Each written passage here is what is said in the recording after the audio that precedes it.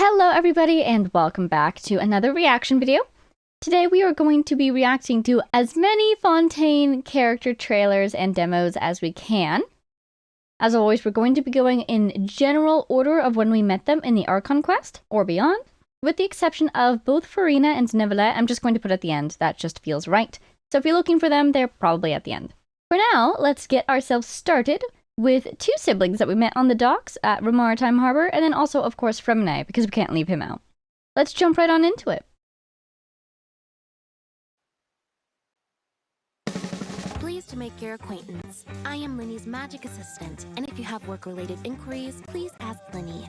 If you have questions related to seeing a magic show, please ask the ticket office. I'm the assistant, but please don't ask me any questions. It's really boring. I can see the conditions for victory now. Ooh. That was cool. That was cool. A magic assistant, a few words. Her emotions as inscrutable as any cat. Ooh, what sword is that? Oh, the flute? It's beautiful. Oh, it's cool to see her sprint from another angle.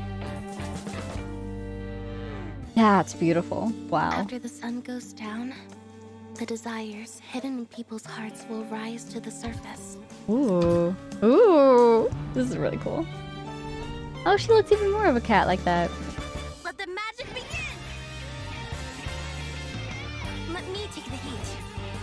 I'm glad that even if Linny, for some reason, isn't a cat boy, at least their attacks are very similar. Let me take the stage. Oh, that's so cool! Yes, take me with you. Oh my god! All three of them! Evening shows are spectacular. Oh, I love her. Reserve a ticket for you. I love her smile at the end there. Oh, that was really cool. But yeah, I love that, you know, obviously she's got the cat ears and the cat tail. Linny doesn't for whatever reason, but they do still have that similar patterned attack with the cats and the hats and the cards and everything. And I'm so happy that Fremine was there too. That's really cool. I love that they're all included. I wonder if each of their demos will have each other in it. Lynette likes to dub herself the Hello, multifunction Dane. magic assistant, resulting in right. a common misconception that she represents a new frontier in Fontaine's technology. He likes to act like a But robot everyone who sometimes. sets out to prove the theory that she's a humanoid mecha comes to the same conclusion. Perhaps you shouldn't take everything a magician says on stage literally. Is it time for a magic show? It is interesting to think that she's another Although an character that exceptionally never keen stops perception acting. isn't on the list of Though required perhaps in a different skills way for a than magic Linny does, you know? assistant. It is what makes Lynette stand out from the crowd. With the help of her animo vision, she stealthily navigates different locations, gathering intelligence and solving problems from the shadows. I do love her I blue heard that teal cats color often scheme. give It's so people the good. impression of being afraid of water. If that's the case, they should make full use of resources and complete any underwater tasks swiftly and safely. When Lynette is in the party, the locations of nearby revival orbs will be shown on the minimap. I see. Underwater stamina and HP gained from touching the orbs will also be increased. Maybe she does hate being underwater. She takes psychic damage from it, so she's on the lookout for the healing Lynette's orbs. normal attack can combo up to 4 strikes, dealing physical damage to enemies. Using her charge Such a attack, graceful Lynette attack consumes pattern. a certain amount of stamina and performs 2 swift slashes to her front, dealing physical damage. It is really nice to be back in Fontaine for these trailers. It's so beautiful By here. tapping on her elemental skill, Lynette will swiftly use an Enigma thrust, dealing animo damage. Holding the skill allows her to enter a high-speed pilfering shadow state and apply shadow sign to a nearby opponent. Lynette can control her movement direction during this state, and can end it prematurely by using this skill again. When this high-speed state ends, Lynette will unleash her Enigma thrust, dealing animo damage. If there is an opponent with shadow sign applied to them nearby, Lynette will flash to them before using Enigma thrust. Ah, so that's A what it maximum does. of 1 opponent can have shadow sign at any one time. I guess to help you not run away into the When distance. this opponent gets too far from Lynette, the shadow sign will be cancelled. I am. In addition, when the Enigma thrust hits an opponent, it will restore Lynette's HP based on her max HP, And for Oh, I some never time knew afterward, that. she will lose a certain amount of HP per second. Oh, interesting. Again, with the HP mechanics, here At in specific Fontaine. intervals, Lynette will unleash cool. a surging blade when she uses Enigma Thrust, dealing Usia-aligned animo damage. That's how you say that! Oh my god, I've never heard that word before. Usia. When Lynette casts her elemental burst, she raises her mantle high, dealing AoE animo damage, using skillful sleight of hand to make a giant boggle cat box appear. The boggle cat box taunts nearby opponents, attracting their attacks, and deals animo damage to nearby opponents at intervals. And it appears to be swirling that When the pyro. boggle cat box comes into contact with hydro, pyro, cryo, or electro, it will gain the corresponding element, and additionally fire vivid shots that will deal damage from that element at intervals. That's nice. Elemental absorption of this kind will only occur once during this ability's duration. I've definitely used Lynette's on my friendship team before, but I don't think I've ever really built her, so a lot of this is new to me. After the boggle cat box summoned by Lynette's elemental burst performs elemental absorption, damage dealt by her elemental burst will increase. This effect will persist until the boggle cat box's duration ends. I do like how Yaimiko smiles On at the you and then stage, hits you with a Lynette is Lynn's giant magic thunderbolt. assistant, but when she's anywhere else, It's just a she fun uses her animation clever tricks and to attack help other combo. companions as well. Aww. After unlocking the talent Sophisticated Synergy, within a certain period after Lynette uses her elemental burst, her party member's attack will be increased based on the number of different Nice. elemental types in the party. The more elemental types there are, the greater the increase. Oh, cool. Ever observant and supremely stealthy, Lynette is quick to adapt to the needs of the mission and the strengths of her teammates. In battle, Lynette uses her elemental skill to swiftly traverse the field. It's cool how her catching cloth her appears and opponents off disappears guard like that. with It's her so Enigma Thrust. smooth every When time. energy is full, Lynette summons a boggle cat Yeah, look at box that. with a flick of her cloak. It really This feels like creates sleight of ideal hand because I can't even conditions see for it her teammates disappearing. to work their magic with elemental reactions, leaving her enemies scratching their heads and wondering, how did she do that? It's easy Oh, to avoid Fontaine. drawing attention, but it takes extraordinary talent to stay hidden under the spotlight. Quick movements and silent footsteps. Even if you keep your eyes peeled, it may very well be impossible to track the target. Oh, you think that was about Lynette? What if I was talking about a cat? I heard that Lynette is raising kittens at home. Aw. Perhaps even at this very moment, from a place you never thought to pay attention to, they're licking their fur and keeping a watchful gaze on your every move. They report to her intelligence network. Still, that's pretty cool. It reminds me of Dia, particularly this part over here where it was talking about, yeah, the party member's attack will be increased. When we were doing the Sumeru character trailers, I thought that Dia's kit reminded me of her role as a person in Teyvat, like, her character in that world, as someone who can be hired to protect you. She's an eremite, she takes a lot of missions, and she can help you get from place to place safely, so on and so forth. And her kit kind of reflects that, I thought. And so here, I feel like Lynette's kit does indeed reflect her assistantship, which I think they even mentioned. Yeah, she uses her clever tricks to help other companions as well. That's pretty cool. I just like it when the kit ties into who the character is a little bit. What a satisfying detail. Alrighty. On to our next. I suppose we're on to Lenny, and he gets a teaser. Let's jump right on in. People yearn to transcend the mundane world. That which is mysterious captivates us all. So, did you have a good look? Yep. The hat's definitely empty. Aww. Oh, amazing! How did you do that? It's so cute. In the space of a short performance, Also, what a is magician that must thing? shatter the barrier between reality What is it and made fantasy, out of? giving the audience a glimpse of the extraordinary. Nice. Oi, this isn't what I ordered. I clearly asked for a cider. Hey, you asked for a glass of our finest wine. Maybe you've had enough. Oh, yeah, right. You think I don't know what I ordered? There. How about you take another look at your drink? Ooh, hoo, hoo, hoo. Yeah, that's the stuff. The sweet smell of apples. What the? I swear I was just holding. I love it. I love how in this world where magic In is the eyes real. of most people, magic tricks are like miracles.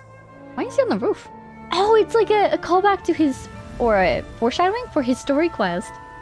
But as magicians, we prefer to think Did you steal the moon? Why? that What? great miracles are like magic tricks. Okay.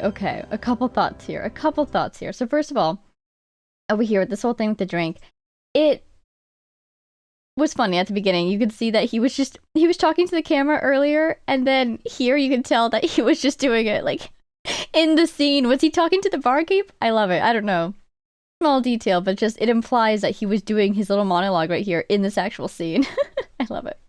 But what I love about this as well is that magic exists in this world, but just by virtue of him and Lynette being professional magicians, you can tell that this is implied to be done by sleight of hand. Like, I pretty much believe, I could be wrong, but I believe that he didn't use any elemental energy here at all to do this, which really makes you wonder, how did he do it? You know, it's a fictional story, so there's no real explanation likely. Also, the snap was cool. Yeah, that was cool. I almost wonder if maybe that sound What I ordered. right here, it almost sounds like Lynette's skill sounds that we were just listening to in the other one. So maybe she helped him out, I wonder. I don't know, I love magic tricks and how they really make you sit forward and think, how on earth did they do that? Fun times. And then over here, okay, the moon thing. I'm thinking about this because of, Layla's demo, I want to say it was? No, her miscellany even. One or the two. So she has her little sphere with the little stars around it. I forget what it's called. And the moon falls out of it. And I remember thinking, oh my god, is that supposed to be foreshadowing? Knowing now that Nodcry is very lunar aligned. Literally, it's Luna is the name of the patch. So we know that the moon is very involved in the story there. So, is this also foreshadowing? Are either of them foreshadowing? Did you steal the moon? Linny! Why are you stealing the moon? Are you just But indicating as magicians, the moon is an illusion? The moon is a lie? I mean, we kind of knew that, great but... miracles are like magic tricks. Miracles associated with the moon. It would be fascinating. You know what? Okay, it would be fascinating to see if this does pan out to be foreshadowing for something that happens in Nodcry. It would also be interesting to go back to previous areas and their demos and their trailers for the characters there. So, you know, I guess I just did Sumeru, so Inazuma, Liyue, Mondstadt, and see if the moon is featured in any of those character trailers. Because so far, in both Sumeru and here now in Fontaine, we're seeing there's at least one character who involves the moon somehow. That would be so cool if they'd been planting small moon references throughout each of the regions, even before Nodcry. That would be amazing. Alrighty, thank you for your time, Linny. On to his demo. I do remember a little bit about his character, like the his kit from the trials that they've given us during the Archon quest, and no, I think it was more during his story quest, right? All I remember is that he's a DPS, uses a bow, and that he buffs his own crit rate and crit damage, I want to say, or at least his damage output, so much. He's another one of those super self-buffing characters. This music is cool. Oh, that's cute. Oh, the snaps. Magic is an art of performance.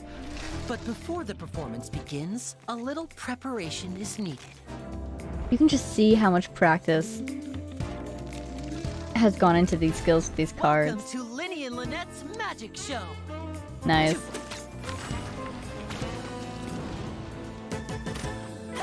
Oh, I do love the editing. Oh yeah, he turns into a card during his normal attack sequence. Super neat. Ooh. Ooh. That was cool. Which is real. Oh, this and is which just like is an Lynette. illusion. That's literally her hat right there. Take a guess. Hey, the Because Travail our next reference. trick is about to That was begin. cool. Let's get this show on the road.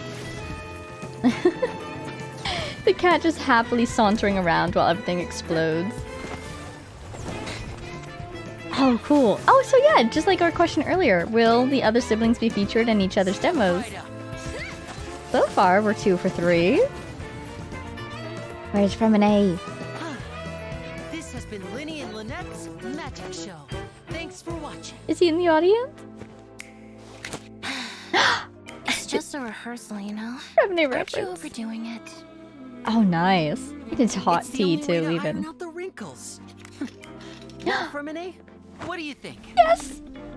He was in the audience. I think it was excellent. If I had to make a suggestion, how about giving Pear a part in the show? Oh, they're so cute. They're so precious. I love how they're siblings. You know, obviously, Linny and Lynette, they are the twins. They're biological siblings, but I love how firmly they've adopted Fremine into their siblinghood. That is so wonderful. Yeah, I don't know. That was just such a surprisingly calm demo. The music was so smooth. That's Magic Show. Yeah. But beautiful, you know? And I love how they're playing with the lighting because, you know, they are stage performers. And so spotlight's a big theme. There we go. But they also have that aura of mystery. Oh, yeah. Here we go. If I remember correctly, right here, Which is yeah. real, and So we which get these is an really cool illusion. visuals where they're combining sort of the performance nature of their onstage personas with their, as we now know, their more secretive sides. It's actually, now that I think about it, neither of these demos have hinted anything about their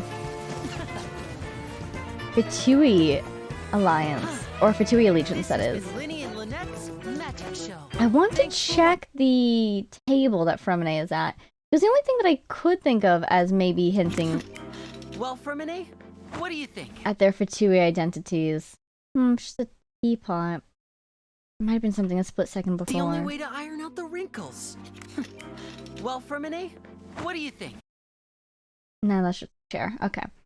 Is, oh, look at how he sits so politely. In Lynette's demo, it was talking about how during the introduction of her dash, or maybe it was her collected miscellany actually, she can gather intelligence swiftly and stealthily or something like that. I think that's probably the biggest hint we've gotten at their Fatui identities. I want to see over here. The gift of the gab, incredible. That's cool. Yeah, I don't think anything in his really specifically pointed at his Fatui side, because it's talking about his magician's persona and his performer's persona. And so maybe you could say that those words could also be shared by his Fatui persona, which they certainly could be, but it's not an obvious hint, you know? Very stealthy, very stealthy. Well, let's see if Dane has anything else for us over here in his miscellany. This is, I believe, where we got Lynette's hint. So let's see if we can get a hint from Linny here. Magic is a kind of real illusion, and those few who excel at making illusions that shock and amaze will become renowned among magicians. Because I'm guessing that From the Archon quest performance hadn't happened posters yet. adorning the opera houses of Fontaine, to the hearty Though people don't recommendations know of hotel concierges and conversations with they're citizens on the Fatui. streets, it isn't difficult to guess who the title of most popular magician belongs to. We'll be a traveling magic troupe. Magic is not simply a stage performance for Linny, for the tricks of the trade have become a part of his everyday life.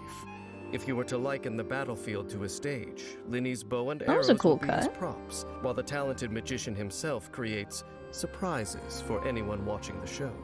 Those who are keen observers are more familiar with their own blind spots. When Interesting. Linny is in the party, the location of items unique to Fontaine will appear on your minimap, making it easier to gather resources. Linny's normal attack can combo up to 4 Also consecutive interesting. shots, dealing physical damage. With a charged attack, Linny executes a more precise aimed shot that deals increased damage. Classic. The shot has different effects depending on how long the charging lasts. At charge level 1, Linny fires off a pyro-infused arrow that deals pyro damage. At charge level 2, Linny fires off a prop arrow that deals pyro damage. Oh. After hitting, a Grin Malkin hat will be summoned. Grin Malkin hats can taunt nearby opponents, causing them to attack the hat. Each opponent can only be taunted periodically. Interesting. When a Grin Malkin hat is destroyed, It's so or cute. its duration expires, it will fire off a pyrotechnic strike at a nearby opponent. Oh, and it dealing sneaks pyro behind them damage. too. Only one Grin Malkin hat can exist at once. It inherits HP in proportion to Linny's maximum HP. In addition, if Linny's HP is higher than a certain threshold when he fires a prop arrow, Linny will consume a portion of his own HP to obtain one prop surplus stack. Okay. The I number of remember the stacks is stacks, limited, yeah, part of that and all self-buffing I was stacks will be talking removed about. once Linny stays out of combat for too long. No! Linny's HP cannot fall below a certain threshold in this way. After unlocking the Looks to be like talent 2/3 or Perilous something. Performance, if Linny consumes HP by firing off a prop arrow, the Grin Malkin hat will restore a certain amount of elemental energy after it strikes an enemy, and will gain increased damage based on its attack. Okay. Prop arrows Again, with the periodically HP call mechanics, down you don't want him sword to breath thorns upon stay the at that location threshold. they You do hit, want to be healing him. dealing Numa-aligned pyro damage.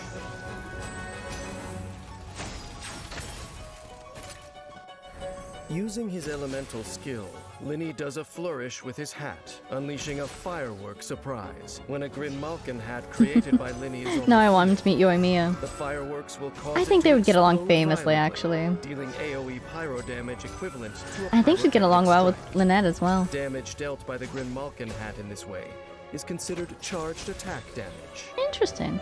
When Linny uses his elemental skill, all prop surplus stacks will be cleared, dealing AoE pyro damage to opponents in front of him. Damage will be increased based on the number of stacks cleared. And Linny's HP will be regenerated based on his max HP. Aha, there it is. Usually there's some Let's get form of this show on healing the road. in Fontaine, right? Using his elemental burst, Linny unleashes his magic, turning into a fast-moving Grin Malkin cat. This is not to be confused with the Grin Malkin hat. They're two different props. Right. When And the this is a Grin pun that Malkin works cat gets close in to other languages opponents, too, isn't it it? will call down flames upon them, dealing up to 1 instance of pyro damage to each opponent. The confetti. When the duration ends, Linny will dismiss the Grin Malkin cat and ignite magnificent fireworks that deal AoE pyro damage, summon a Grin Malkin hat, and gain 1 prop surplus stack. Linny can also deactivate Grin Malkin cat prematurely. A magnificent performance always leaves the audience yearning for an encore. If the applause is rapturous enough, the magician might even improvise a few new tricks on the spot. Here we go, right? After unlocking the talent Nope, still on Conclusive talents. Illusion, I thought we were at the deals increased Dean damage to observations opponents part. affected by pyro. There we go. In addition, Self-buffing. each pyro party member other than Ooh. Linny will increase this damage bonus. Oh, I thought The he was going to say that he would damage give the increase that buff can to be the gained others in as this well. way Nope, has a just maximum self-buffing limit. again. He's kind of terrifying. I love Only that for an him. actor who has mastered their skills and who can instantly adapt is worthy of being a maestro of magic, and Linny is fully deserving of the title. In battle, prop arrows are Linny's primary source of damage. By continually firing prop arrows, not only can Linny summon Grin Malkin hats and fire off pyrotechnic strikes, he can also gain prop surplus stacks. I hope the stacks By last using for a his long elemental time, because I feel skill like to it clear would take stacks a at the while right time, Linny can deal to gain even more 5. damage to enemies. They clear if you leave the When field energy is naturally, full, but Linny seems can like they stay if you're transform on the into field a for Grin quite a Malkin while, which is good. cat, moving agilely about the battlefield, getting close to Oh, look enemies, at the and sky. delivering a That's neat. magnificent Oh, final the little performance spotlight? under That a was cool. shower of pyrotechnic magic. No one wishes Here to we be go. tricked. But people still willingly take their seats to watch a magic show whose purpose is to deliberately deceive. Is it to lose themselves in a splendorous illusion, even for a short while? Or is it to see through the illusions and trickery? Either way, we need not pry too deeply. For regardless of how real the magic seems, it is but a performance. Just Even the consider it a dog is rare piece watching. of entertainment Cute. in a world of fickle fate. Is that not enough? Fascinating. No hints this time at all. My guess is, well, naturally, they don't want to spoil the surprise, but the closest thing I could find to a hint about being part of House the Hearth is that none of the enemies that Lene fought were Fatui agents. And if I had to guess, same with Lynette. Now, that might not really stand out, and it doesn't, I would say, because with this being in Fontaine, and maybe, was he one of the earlier characters, do you think? They're highlighting a lot of new enemies from Fontaine. Naturally, we have hilly trails, but also they had the mechas of various different types. They even had a, what are they even called? The water phantasms? Tainted phantasm? Tainted hydro? Something like that? I guess that was in Lynette's, but yeah, it was cleverly done. Rock solid, even. That watching this, I'm like, wow. There's no hints at all. Fascinating. I love it. They really wanted to make sure that that surprise had its anticipated payoff, I guess. The closest you could get to, I suppose, is this whole thing about the illusions and being tricked, because that was the emotional beat they were going for in the Archon quest, I believe. When the twins revealed that they were part of the House of the Hearth, the traveler felt like they had been deceived and or tricked, you know? So again, you have this really clever pairing of these, you could say, I guess, undercover agents with the fact that they're stage magicians. So it is their job, literally, to convince the audience of illusions and, I guess you could say, falsehoods. And so Dane can talk about that all he wants without us realizing that he's might be foreshadowing the twins' true identity. Oh, it's so cute! Like, okay, so you know how there's Geo characters and that Geo characters have summons? Is this a Pyro summon? Is Lynette's an Animo summon? I don't know, it just feels so real. Is it a little mechanism? Did Fremine make it? What are you? Anyways, Linny, I really respect him for being a terrifying DPS. And it was nice to see you again. It's been a while. On to Fremine! Hello, Fremine. His design. Can we just talk about his design really quick? Impeccable. Especially for Fontaine, like, quintessential Fontaine aesthetic right here. And like the slight rosy hue to the brass. Just the way that it all like matches together so well. Fantastic. Fantastic. As you know, diving is one of the few things I'm any good at. And he's very good at I spend it. more time among the Tidalga than I do talking to people. Whenever I feel lonely at night, Pear is the one who's always there for me. Oh. Pear, I'll keep you safe. He picks up his claymore. He'll knock you down if you try to take Pear away. I love how he's such a mild-mannered, I suppose you could say, individual, and then he'll whack you with a claymore. I would do whatever it takes to protect this family and never look back. Commencing cleanup. Oh my god, I love it! That was awesome. The siblings being there, I would say that's a really solid hint at the House of the Hearth. This is epic too. I wonder how people felt when they saw him on the bell.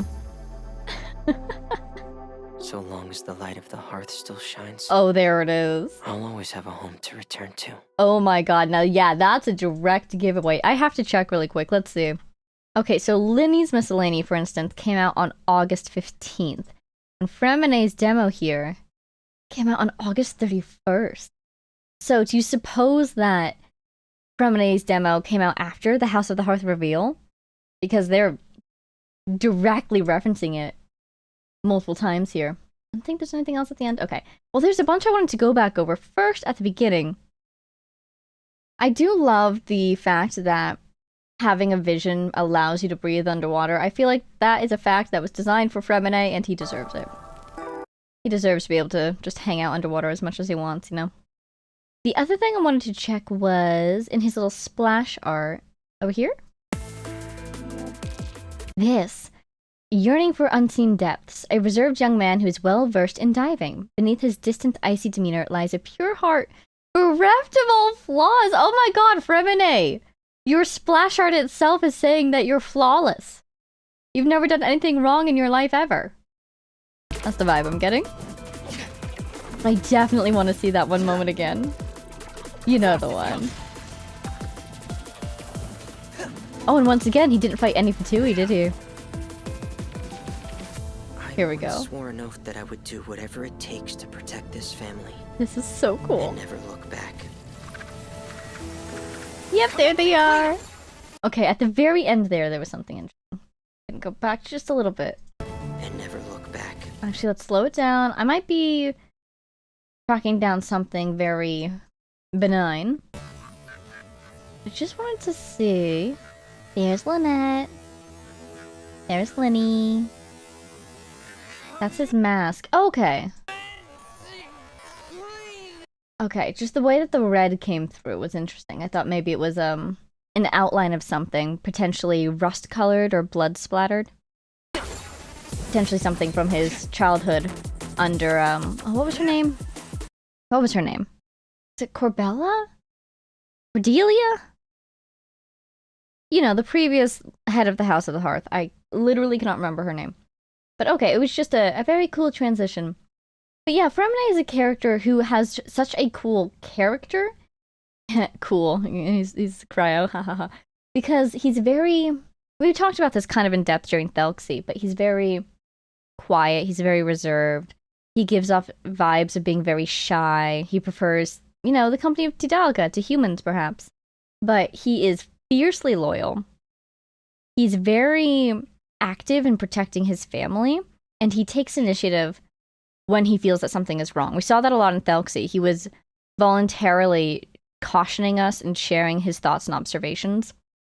So, I love that. It's very easy to have a character who gives off shy energy and have them feel like a passive character, but Fremine doesn't feel passive at all.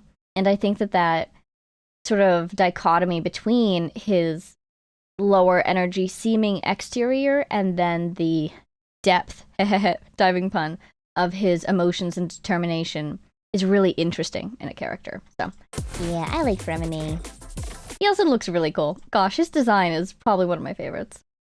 Alrighty, let's get to his miscellany. If you need someone to help you with underwater work, you'll surely hear mentions of Fremine. Hello, brother. Though he's one of Fontaine's best divers, he rarely shows his face. Those familiar with him would say that's because he spends most of his time beneath the waves. This makes for quite an awkward situation.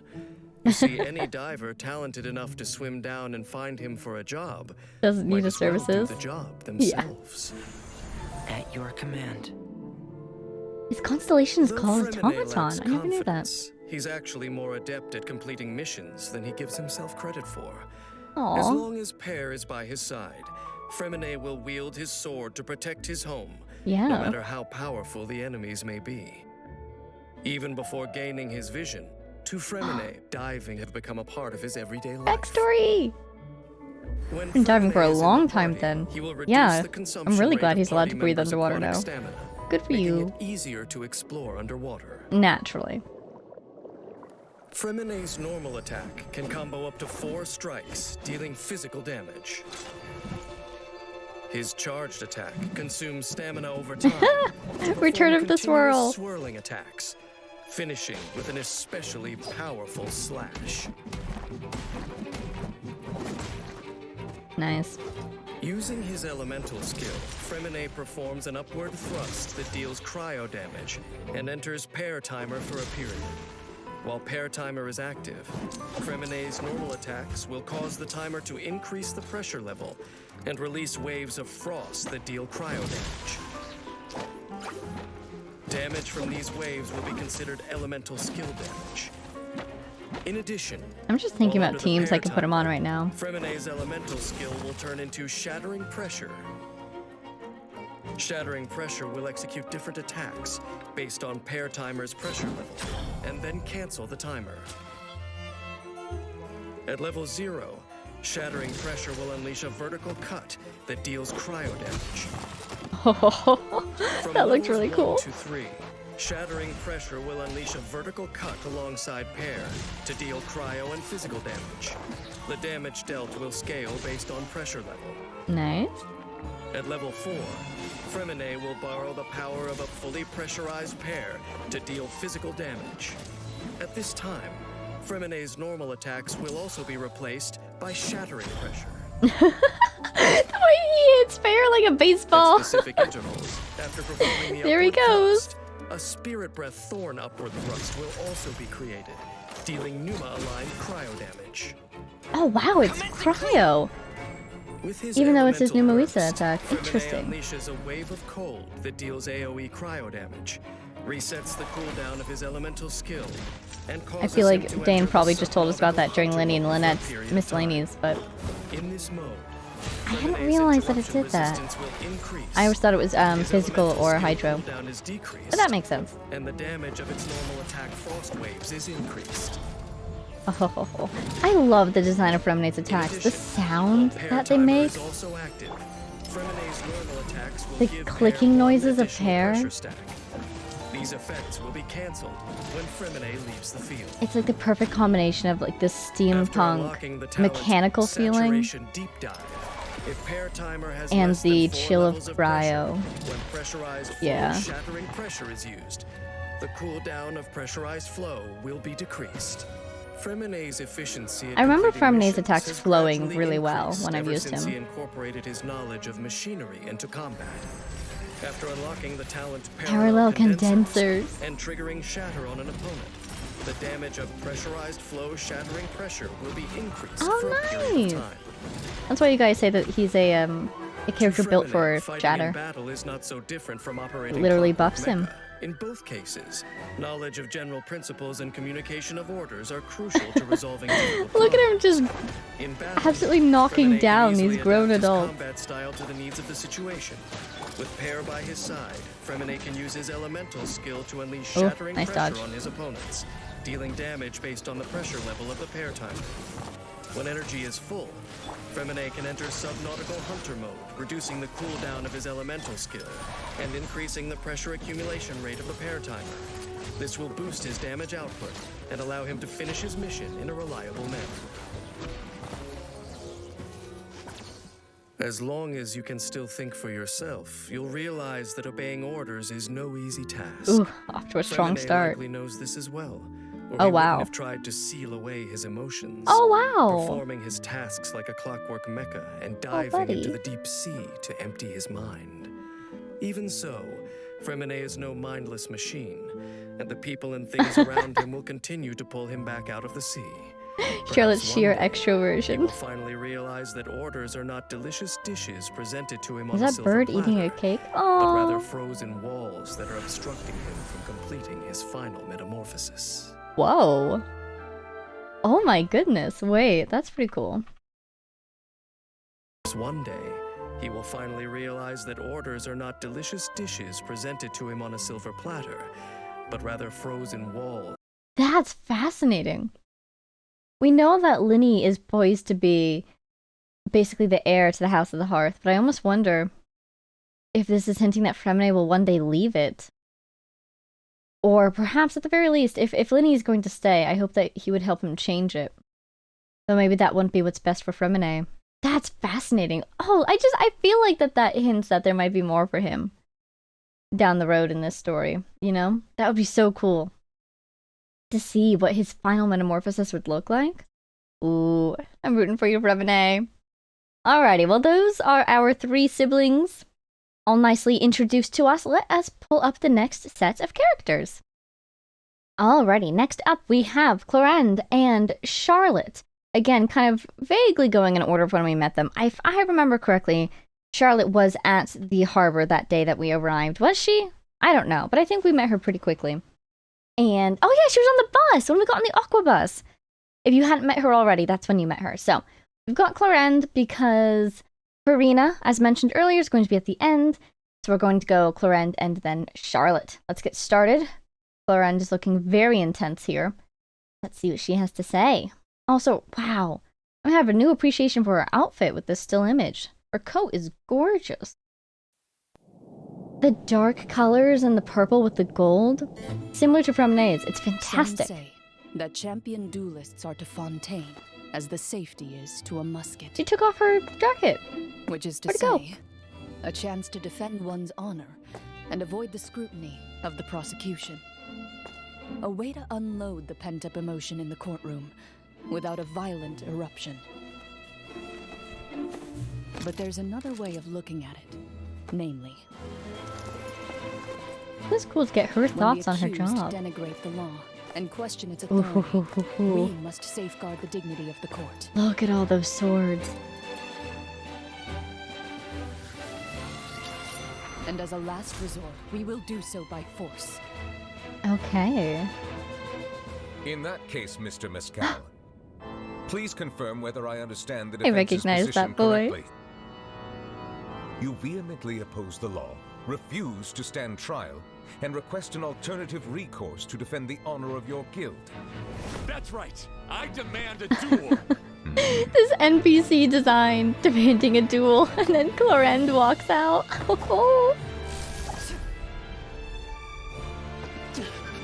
Yeah, he realizes he made a mistake. To office. It is only when the safety is disengaged and the champion duelist takes aim that they finally Her sword is so realize steady. whose hand controls the gun. The Ooh. request for a duel is approved. This decision is irreversible. Oh, jeez. So basically, you know, it's really interesting to hear Clorend's opinion on her job. That's basically what this gave us, and that's pretty cool. Because during the Archon quest, we learn about the champion duelists and how they work, and we see how it can go wrong, basically, with Navia's father and everything, and how that duel still haunts Clorend. That was an example of a duel that was not what duels are meant to be, at least to her, in her opinion. And so it's cool to see here how she thinks of them in usual cases, you know, not like the case with Navia's father. And so the first impression I got of it was, you know, when the accused denigrate the law and question its authority, they uphold the dignity of the court, basically by any means necessary. Or what In was it that she case, said? Miss- Oh, wait, I missed it. And as a last resort, we will do so by force. In a word, the feeling that this gives me is the feeling of stakes, or perhaps consequences. It's interesting to think of this as a function of the court that we know is designed in order to produce emotions from the observers for the generation of, oh, what was that Fontainian energy source called? Indemnitium, right? So she started by saying, when emotions are, yeah, a way to unload the pent-up emotion in the courtroom. Fascinating, because you'd almost think that Focalor, when she designed this system, would not want that to be possible, so that she could capture that emotion for the indemnitium. But maybe she adjusted for this, and maybe it was incorporated into the indemnitium production anyways. The details are a little fuzzy, but either way, it's cool to see that even here in Clorend's demo, that aspect of the court in Fontaine, all the sheer emotion, the story that these cases are writing basically, is being acknowledged here. And what Clorend does is she makes everyone take it seriously. Because when you're in the pomp and circumstance of the court, perhaps, especially if you're a little bit too accustomed to it in the way that Fontaine treated it as, you know, a form of entertainment, then you might begin to get too used to it, you know? You might start to, or might stop seeing it as something that actually has consequences. And so Clorend's job, basically, it gives people an alternative if they don't fully believe in the court system anymore, but it's one that is extremely serious. And when you look at the duel and the stakes of it, anyone would understand just how serious this situation is. And so by association, that seriousness is projected back onto the court. So basically this guy, is someone's questioning the authority of the court, and he's over here and he's saying, what is he saying? Where'd he go? That's right. I demand. No, but what did he say? You vehemently oppose the law, refuse to stand trial, and request an alternative. Yeah, so he basically says, this defendant here, I suppose, is saying, the law is a farce. This charade of a trial is a farce. I'm putting words into his mouth, actually. Let's rephrase. He's opposing the law. He's refusing, at least, to acknowledge its authority at all. And he's refusing to work with this system here. That's when Clorinde comes into play. And by sheer virtue of saying, okay, you can now duel to the death, people realize, oh, just how serious that these laws and this court is. Do you know what I'm trying to say? I feel like I'm not saying it very well, but I feel like it's pretty straightforward as well. You know what I mean? Anyways, the dueling system is fascinating. It is really cool to get Clorinde's perspective on it. I do wonder how she started. Did her adoptive mother, I forget her name, get her involved with the dueling? She got her involved in being a hunter. Anyways, super cool. And it is nice to see more from a character that was so involved in the Archon Quest, and her job was so involved with the Archon Quest. But we get now to see more context for that outside of the specific case that was the Archon Quest. Anyways, so on, so forth. Let's go to her demo. Hello, Clorinde. Ooh, crystal fly. Oh, is she tracking?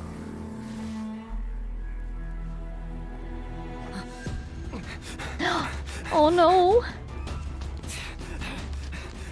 This being does not sound like an Animo Hilichurl rogue. Correct for wind speed and humidity. Ready. That was cool. Oh god.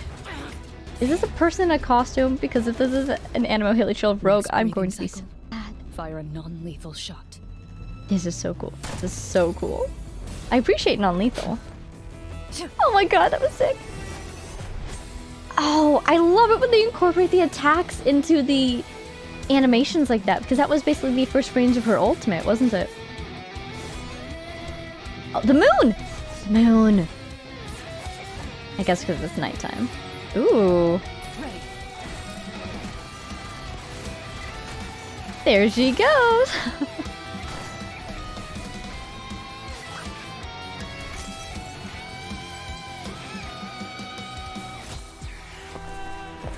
Oh no, please just be a guy in a mask.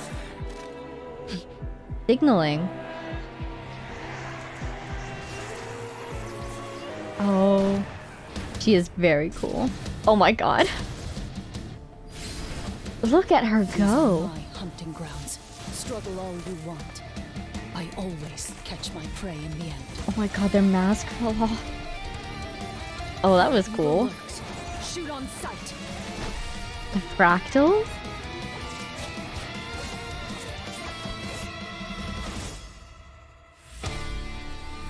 Again, incorporating skills to the Marechaussee hunters. Oh, who the fought hunters! to bring Fontaine out of a dark age. Someone needs to keep them sharp at all times. The hunt is complete. Cool that crystal fly approached her. Okay, I'm really sad though. Was that honestly just an Animo Hilichurl rogue? The voice acting sounded different, but those were Hilichurls attacking, unless they weren't. Anyways, the point of it is, Clorinde is super cool. Her attacks are so clean and precise. This shot here, emphasis on shot, haha. This was Next cool. breathing cycle, fire a non-lethal shot.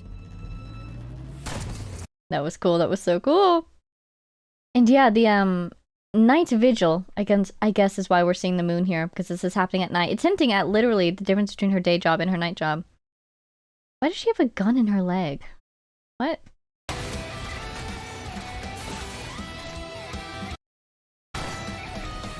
Yeah, she had a gun right there. Okay. Anyways, because we hear about her being a Marechaussee hunter in the Archon Quest, we hear a lot more about it in her story quest.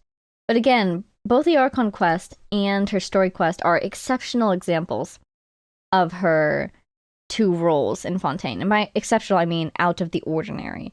So it's pretty neat just to see her doing business as usual. This is what an average hunt looks like for her, I guess. Look at all those crystal flies. Wow. There's so many. Also the moon acting like a spotlight. Amazing. Alrighty, on to her miscellany. I am curious to see what Dane would say. I wonder if he'll have any comments on the Marichoise hunters as a whole. In Fontaine's courts, there are many ways to defend one's Oh, he honor. might have something interesting to say Dueling about is one justice, option, though. Albeit Hello. not one I'd recommend except as a last resort. Especially if the champion duelist in question is named Clorand. But to each their own, and to any who insist, I wish you the best of luck. That's really all you can say at this point. Clorand is a champion duelist par excellence. With the Par martial excellence. traditions passed down by the Marichoise hunters at her disposal, she delivers impartial, court-ordered justice by blade, bullet, and lightning. A veteran hunter always knows their statement. surrounding Wow. environment like the back of their hand. When Clorand is in the party, the location of items unique to Fontaine Wow. will appear on your minimap, We've making gotten it 2 of those easier talents to so gather far. resources. Clorand's normal attack can combo up to 5 strikes, dealing physical damage to enemies. Oh, so hunting shadows, cool. Her charged attack consumes a set amount of stamina to deliver suppressing fire with her pistolet in a fan pattern, dealing That's physical cool. damage. That's really cool. With her elemental skill, Clorand enters the Night Vigil state, in which she wields her sword and sidearm together. The Night Vigil state turns Clorand's normal attack into Swift Hunt pistolet shots, dealing electro damage that cannot be overridden. When her bond of life is below 100% of her Bond max of life HP, mechanic. shots fired will pierce enemies Ooh, is she the only Deal character higher besides damage to Arlecchino that has a enemies in each built-in bullet's bond of path life mechanic? and increase her bond of life based on her max HP. That's cool. But when her bond of life is greater than or equal to 100% of her max HP, she fires normal shots. If Clorand uses her elemental skill again while still in the Night Vigil state, she will attack with Impale the Night, lunging forward with her blade and dealing electro damage. The effects of Impale the Night depend on her current Ooh. bond of life percentage. Oh. If she has no bond of life, she simply executes a lunging sword strike. If her bond of life is less than 100% of her max HP, she heals herself based on her bond of life value. Oh, and the damage there's and the AoE healing. of this usage of Impale the Night are increased. If her bond of life is greater than or equal to 100% of her max HP, she uses Impale the Night Pact, which provides a more powerful healing effect and further increases the AoE and damage of this usage of the attack. Now when he says max Damage dealt HP, by do they Swift really mean Hunt and current Impale the HP Night here? is considered normal Because it attack appears to be damage. adjusting based In on addition, what her sources HP of level is healing at as other than well. Impale the Night will not heal Clorand while she is in the Night Vigil state. Instead, a percentage of the healing will be converted into Bond of Life. Wow. The Night Vigil Interesting. state will be cleared when Clorand leaves the field. At set intervals, striking an enemy with swift hunt shots will summon a surging blade, dealing Usia-aligned electro damage. There's the After electro unlocking damage. the talent Lawful Remuneration, if Clorand's bond of life is greater than or equal to 100% of her max HP, her crit rate will increase for a certain time, whenever her bond of life value goes up or down. This can stack a maximum of twice, and each stack's duration is independent. This talent also enhances her elemental skill's Night Vigil state by increasing the percentage of healing that is converted to Bond of Life. Oh, well, that's why they had Mika. Hunt them down.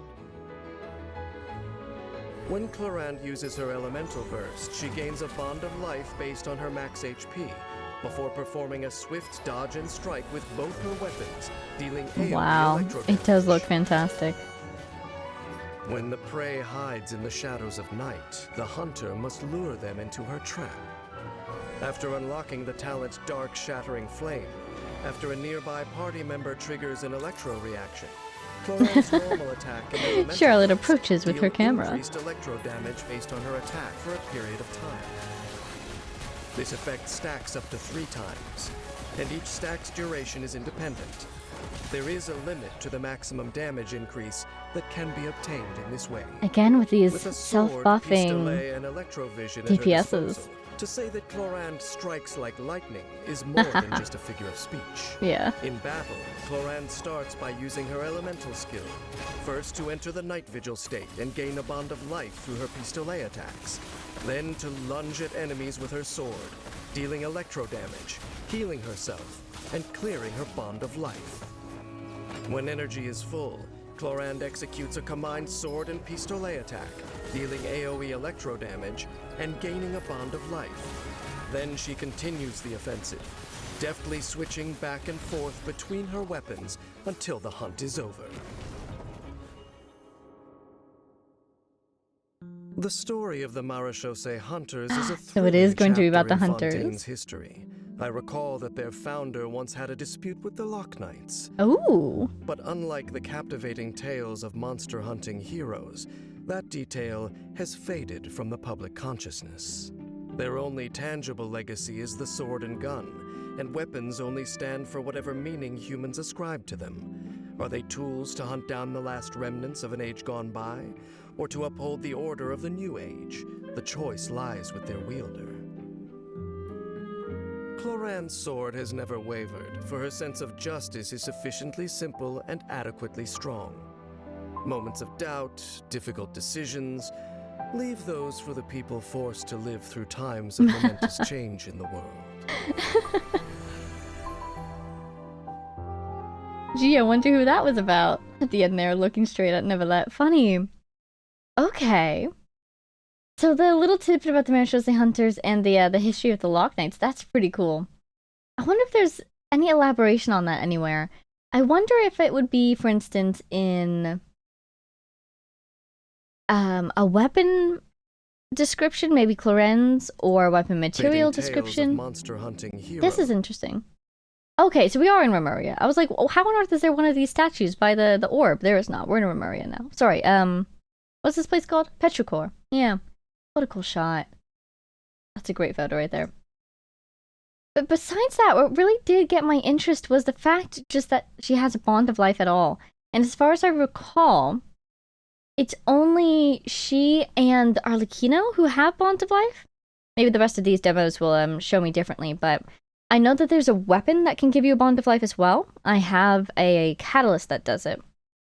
And so for this to be built into Clorand and built into Arlecchino specifically, I wonder why they chose those two characters.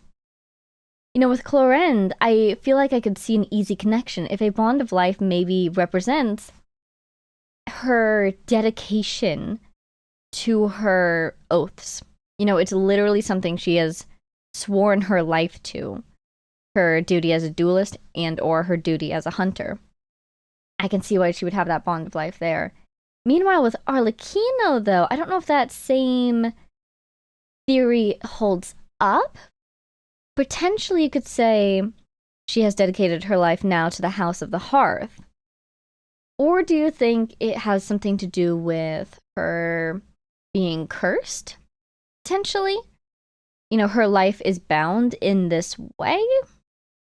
Just a really interesting connection between these two characters. Is the reason that they each have the bond of life, is it the same reason or are they different reasons? Just really interesting to see the bond of life reappear here. Fascinating. I was wondering, maybe I should read the artifact or the archive description of that weapon that I have and see if it mentions anything about the nature of the bond of life. Same with Arlecchino's stories I still haven't read. Oh goodness. I need to read those. And her weapon description and her drop oh my god, I need to read everything. Anyways, super cool. Was there one other thing I wanted to say? Oh yeah, about the healing. So, you know, being in Fontaine, the land of HP, shall we say, we're seeing a lot of the HP mechanics and all these different characters. It makes me realize, for a lot of these characters, they have a HP drain or HP change element to their kit, and then they have a healing capability to counterbalance it. We actually didn't see that with Fremine, did we? I guess he doesn't have like an HP change buff, so then he doesn't need the healing element either. Interesting.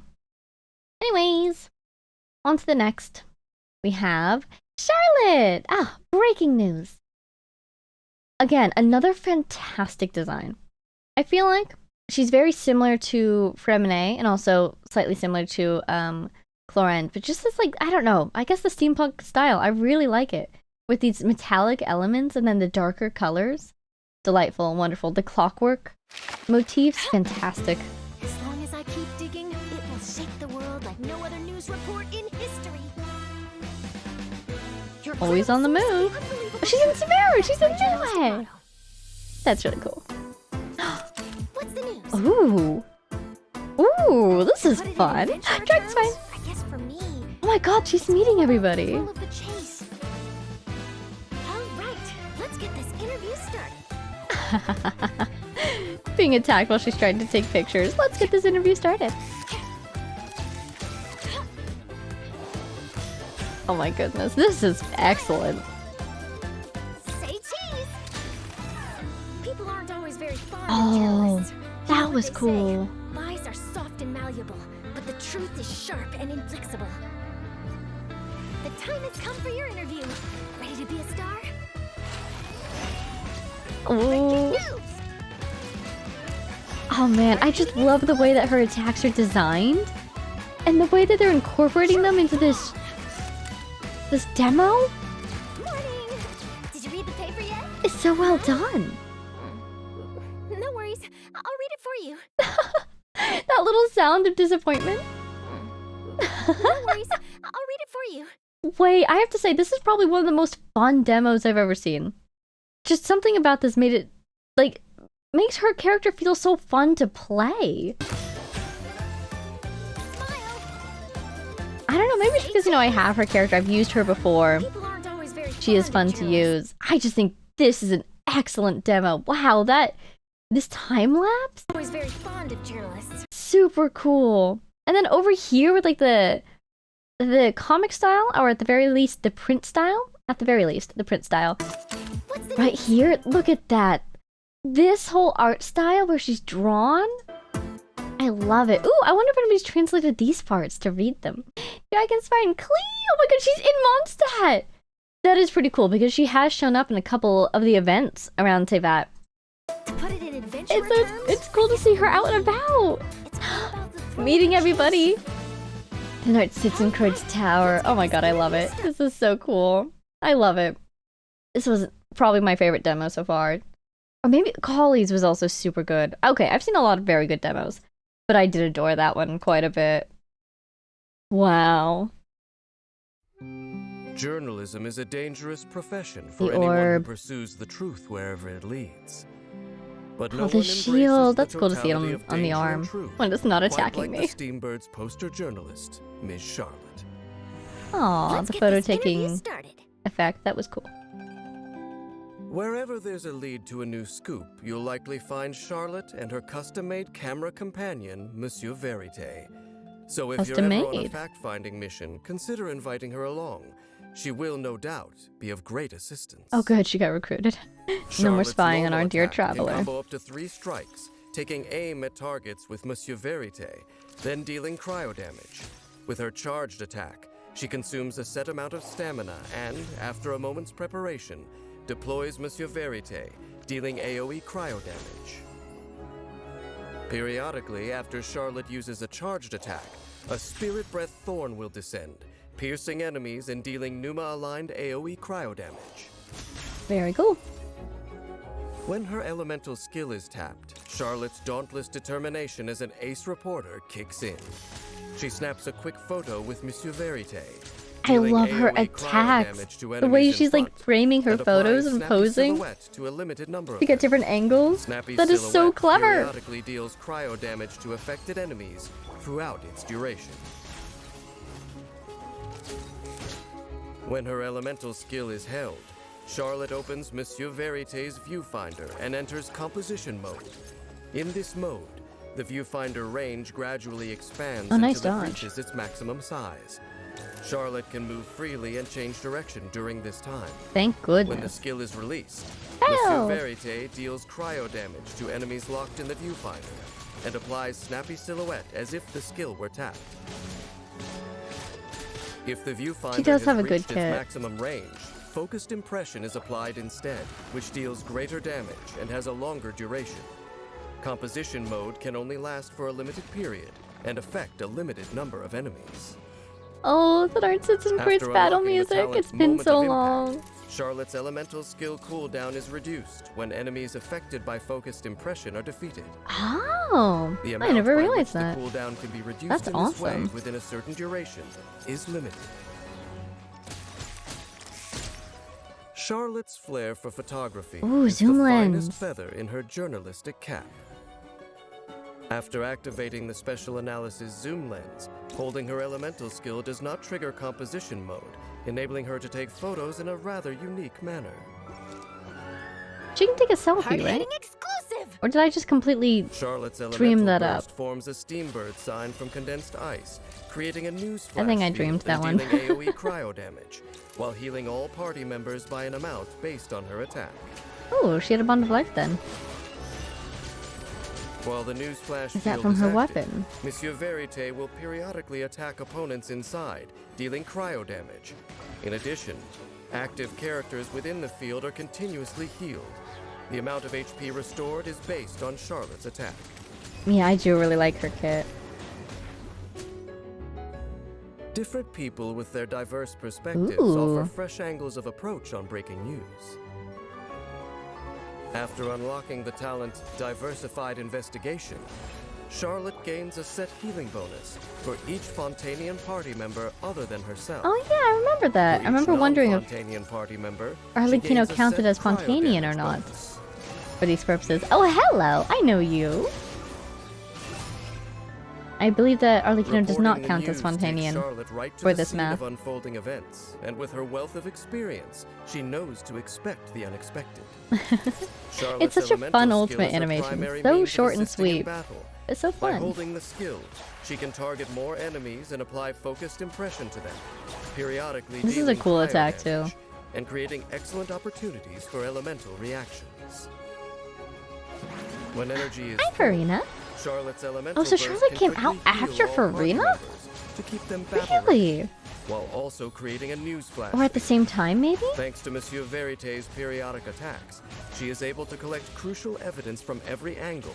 Wow, I would before it expected her to be disappears for earlier in the good. Archon quest, but we've got Rhinsley here, we've got Farina with a vision, so Journalism is said must to have been have at the its end. roots in the business of intelligence trading, driven purely Even by after profit. Farina's In story stark quest. contrast, today's journalists are expected to hold themselves to a set of high ethical standards: Delightful. integrity, veracity, and impartiality. I do not believe people can be truly impartial. What is true to one person Ooh. may not be so to another.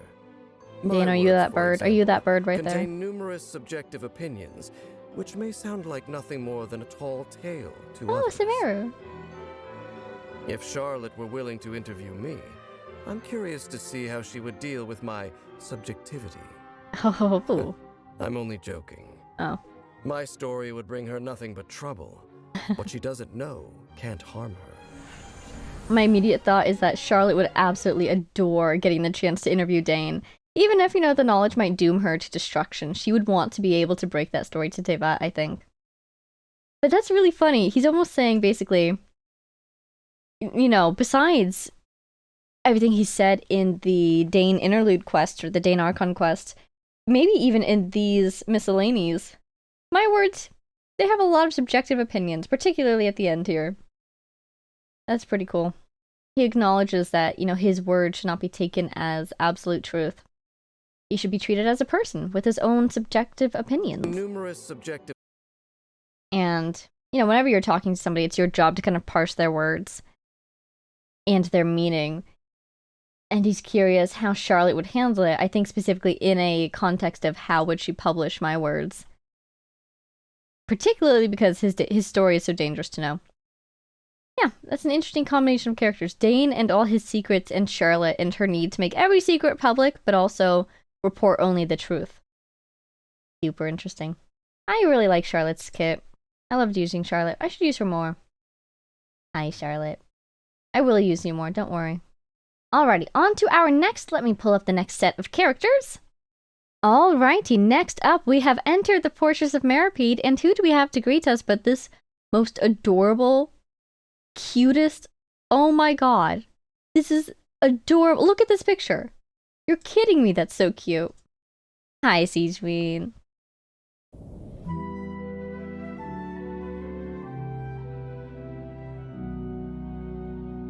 What a beautiful song. Dear Monsieur Nervillet, how are Oh, you? I haven't written in a while, so I thought I'd send you an update. I love how much he cares about the Melusines Siegeween. and how much the Melusines care about him. There she is! Living Duke embodiment tells me of that cotton you're candy. always asking after me. Please, don't worry. Everyone at the Fortress of Meripede is really nice to me. Walsey, They'd better we've had be. it with you. What even is this? It's completely inedible. Suck it up and eat it. The food here is delicious, and the people are super friendly. Oh dear. The other Melusines come by to visit me sometimes. Oh my goodness, They're look at always them. full of praise for the fortress, and they get along great with everyone here. Wait, that's adorable. Sneaky sticker for you. This one's She really sent him a cute. sticker? Let's give it to a cute person. You once said we have to discover the meaning of life for ourselves. I think you're completely right. Wow.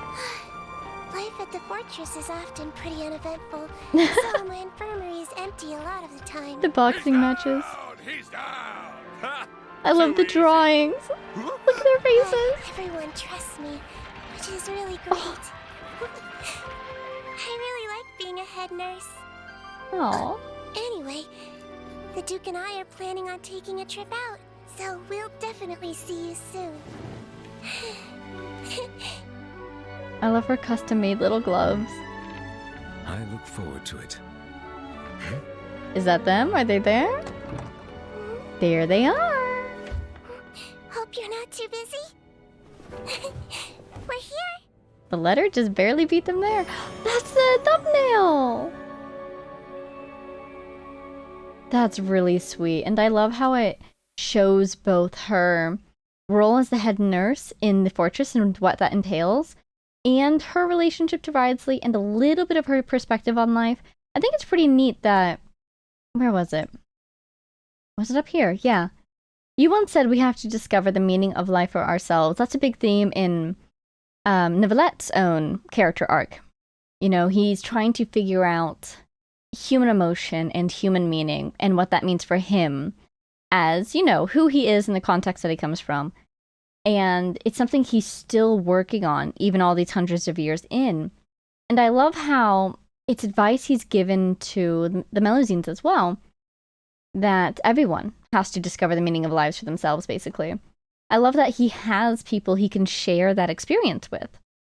Because even as humans try to figure out the meaning of their lives, the search and the struggle isn't entirely the same for, you know, someone who is non-human in this kind of human-run world as it is at the moment. So I'm just really glad that he has someone, many someones in fact, that are going through a similar journey to his, and he can offer them advice and they can offer him advice, and they can just all feel like they're in this together as well, you know? And of course, I'm so glad that they're getting along with the humans these days. A hard-fought for victory, but one well-deserved. That was so sweet. On to our next. Oh, here she is with her benign smile and her giant syringe. Delightful. Huh, really? It's medicinal? Navia! Oh my god, I forgot about Navia! Juices, and medicine's one of them. Her maritime Whoops. flower in full bloom is a great cure for exhaustion. Oh, really? You Look can't at find them in the everyone. store, but they're not as good. You want her maritime flowers? I know a place where there's lots of them. Really pretty ones. This is amazing. I love how many of the... What on earth? Since when did you have this utility? That's adorable. But I love how many of the Fontaine demos have all the other characters in them as well. Wondrous Dragonair, what a title! But the crab took her flower, so she pulled out a gun! Oh my god.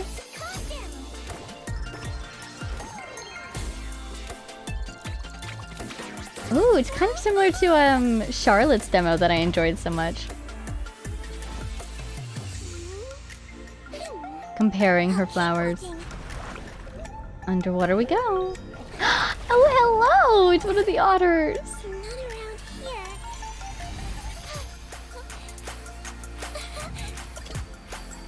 here. Ooh, those look like good ones. All the good stuff. Oh, fun song. Get well soon. Get well soon with hearts and sparkles and again a giant syringe. Oh my god, what did you do to that man? Oh my gosh. Champion bodybuilder by the time she's done with him. Everyone seems so relaxed and healthy. So, I made some herbal tea with added romaritime flowers. It's really refreshing. I love the drawings. Wanna try some?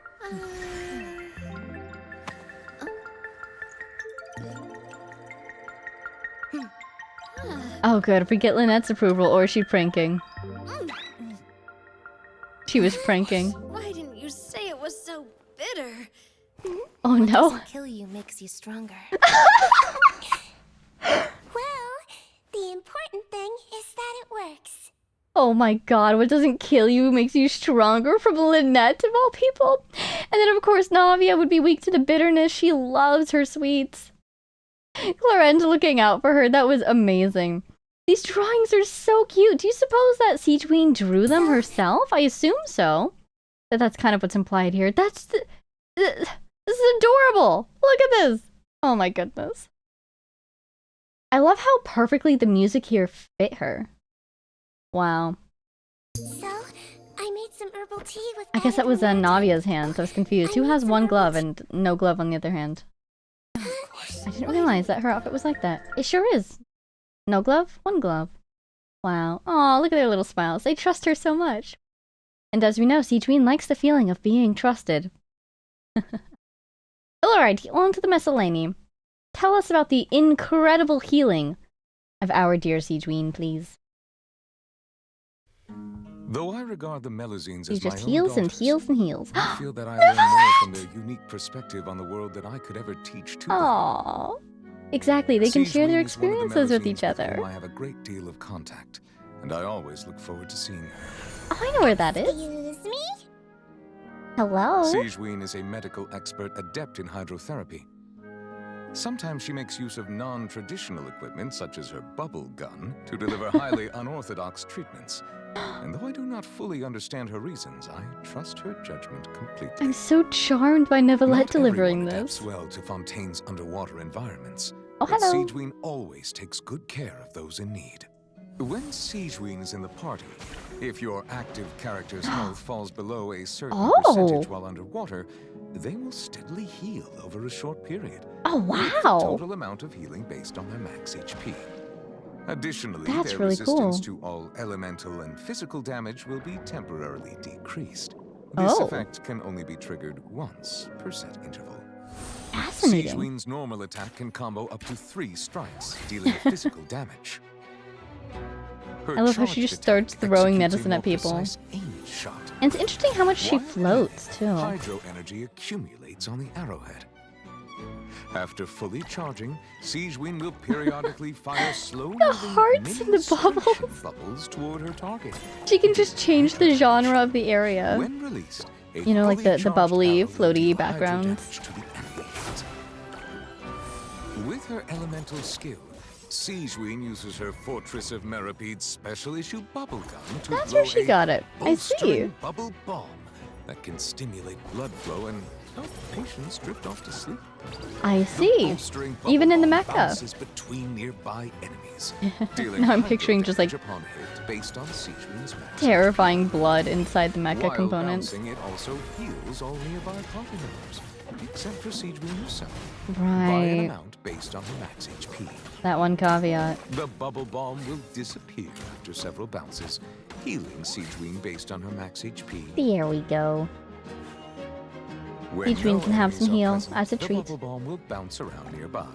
Only one of Siege Queen's bolstering bubble bombs may exist at once. Hold her elemental skill to enter aiming mode and boost the bolstering bubble bomb to an even bigger, more breathtaking size. The bolstering bubble bomb grows in He sounds so size by proud. up to 2 tiers as the skill is held, each tier increasing both the damage dealt and the healing provided. After releasing, the bubble shrinks in size by 1 tier after each bounce until it returns I have to its never seen a normal crab size. lose its shell When before. weaker Oh my enemies are god. big bolstering bubble bombs, they will be locked in place and unable to move. Yes, Siege this is the Wing's revenge elemental for all the skill bubbles also that we've been generates a number trapped of in. source water droplets At nearby. long last. Each droplet she collects will grant her a bond Oh! of life worth a percentage of her max Siege Queen HP. also has Bond of Life. When I must have Siege seen that Wing's during her bond of trial, life but I is cleared, forgot. She will regain elemental energy. The quantity Interesting. of elemental energy regained depends on the amount of Bond of Life cleared and is subject to a limit.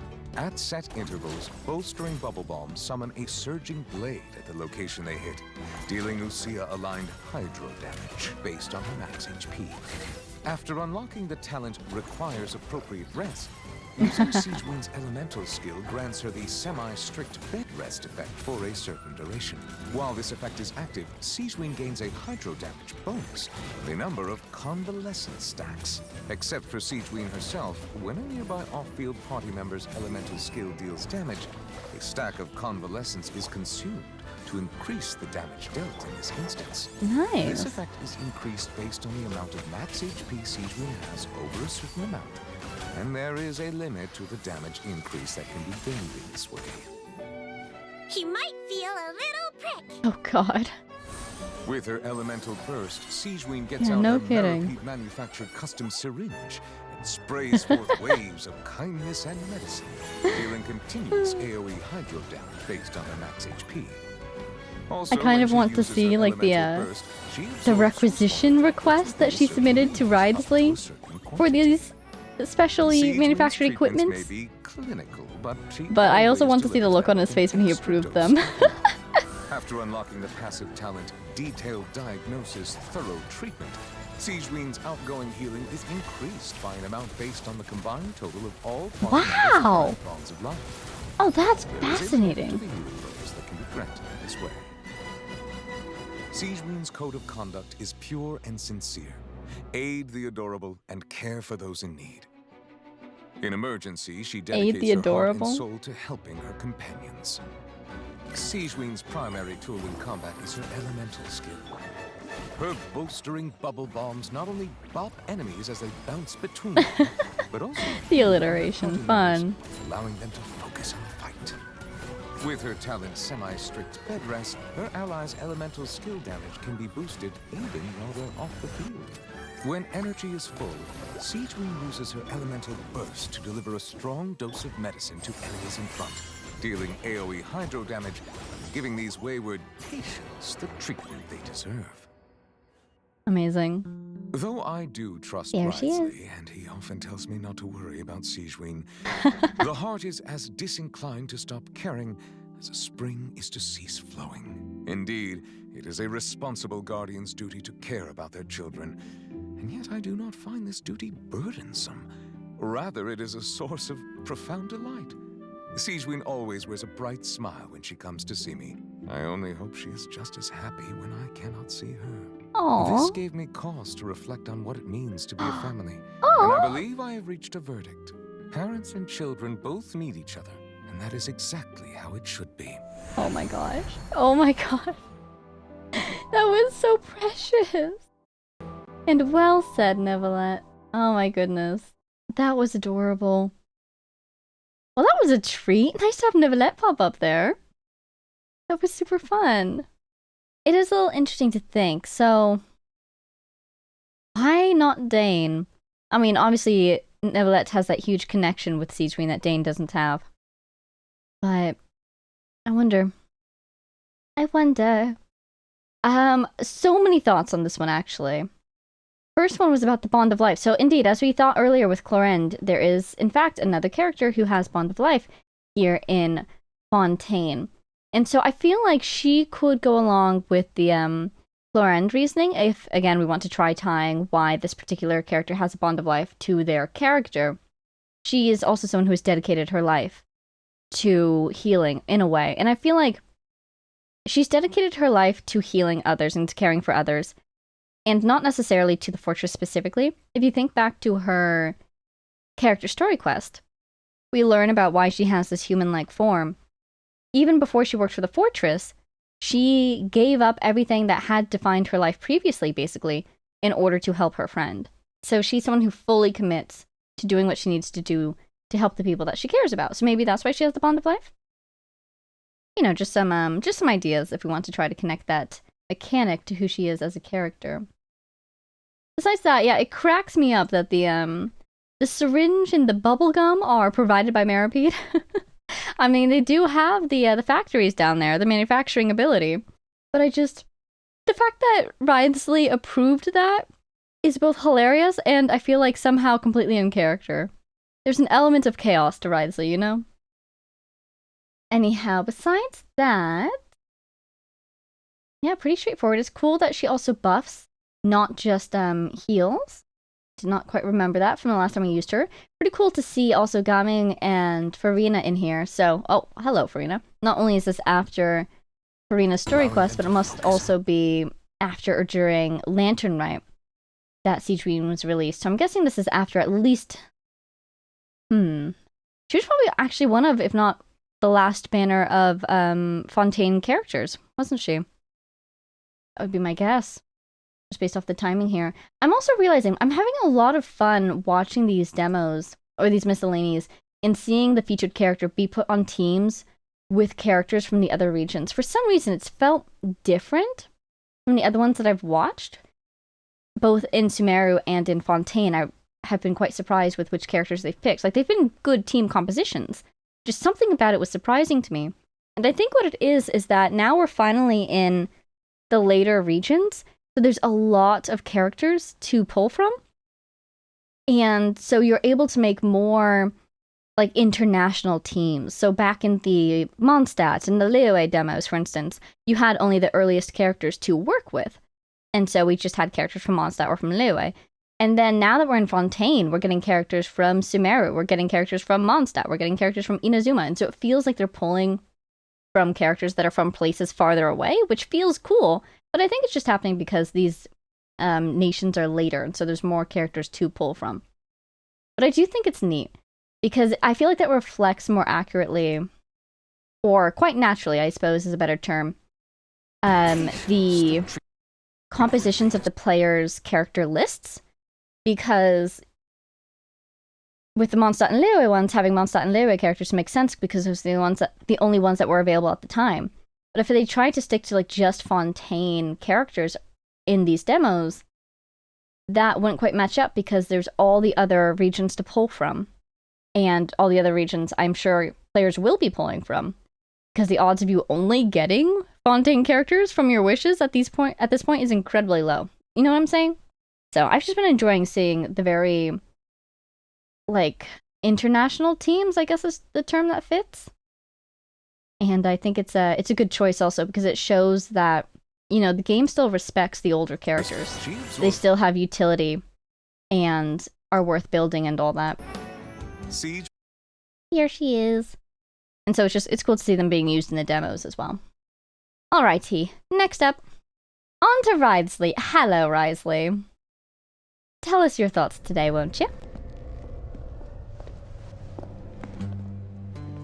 Your Grace, Fontaine's Child Welfare Services has already made all the necessary arrangements. Oh. You needn't escort the criminal personally. This one's gonna hit close to home, though. I just want to ensure this task isn't left to someone who lacks propriety. Yeah. Is that the House of the Hearth? Or just another place that looks similar? Hello? Who is it? It's Wriothesley, your father's colleague. I'm here with his friend. Oh, come on in. That feels like a lie. They're there to arrest the father, aren't they? That's all right. He has a long journey ahead after all. All right. Be a good girl and stay out of trouble while I'm away, okay? I will. Your friend here's super nice. Not like the other guy. He looks scary. Hey, oh. It's not very polite. It's quite all right. So wait, who's going to take care of the... Come back soon, Daddy. The girl, though? Why is the father being arrested? Don't worry.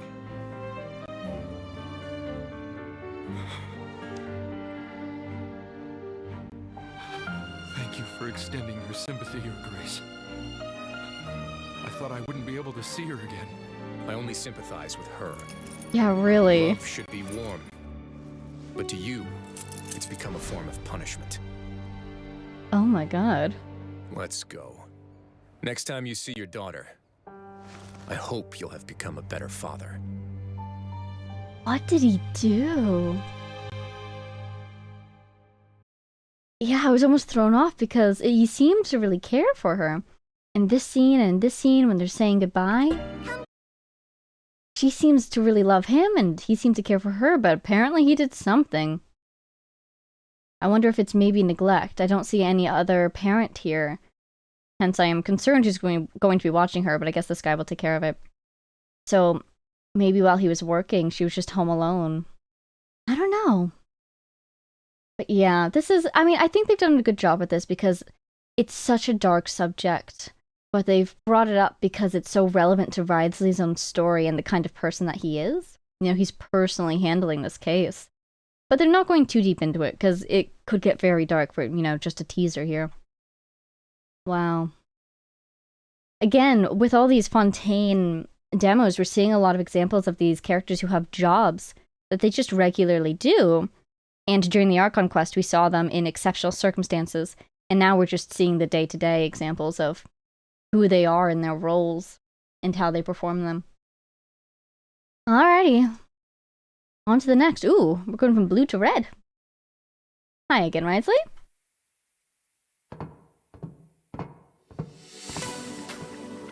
Oh, immediately a cool song. There's a ton of credit coupons up for grabs, but you'd have to beat the undefeated champion to get them. The credit coupons. I'll give it a shot then. Alone. The smile, he loves these competitions, doesn't he? I'm up to it. Tournaments? Oh, whoa! What a cool splash screen! You've got to wonder why they're bothering to wear the handkerchiefs in here. Credit coupon agents, I see. I was surprised they let this Patu agent keep his full armor and equipment. This guy even. This song is so cool. It's really cool to see the enemies from the different areas popping up here. Oh, that's neat. That's really neat.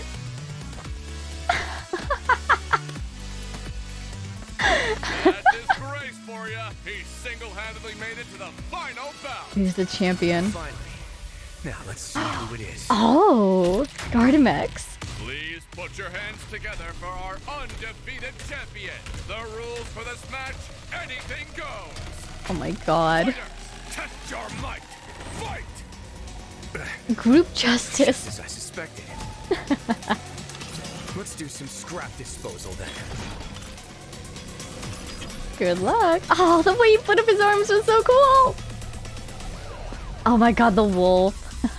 And it matched the design of the wolf on the walls in the fortress too. Oh my god, the detail on his ultimate? That's sick.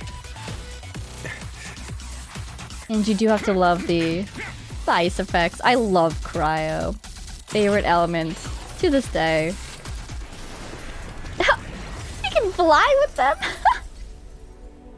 Ow, ow, ow. Let this be a lesson. The next time someone disables the security restrictions on a Gardamek without authorization, report it to me promptly. So that's how they ended up being the champion. Your Grace. Oh, please, you love a challenge in the ring, don't you? That's why I asked for a timely report. I'll decide how to dispose of the problem. So we can fight them again. That's hilarious. Wow.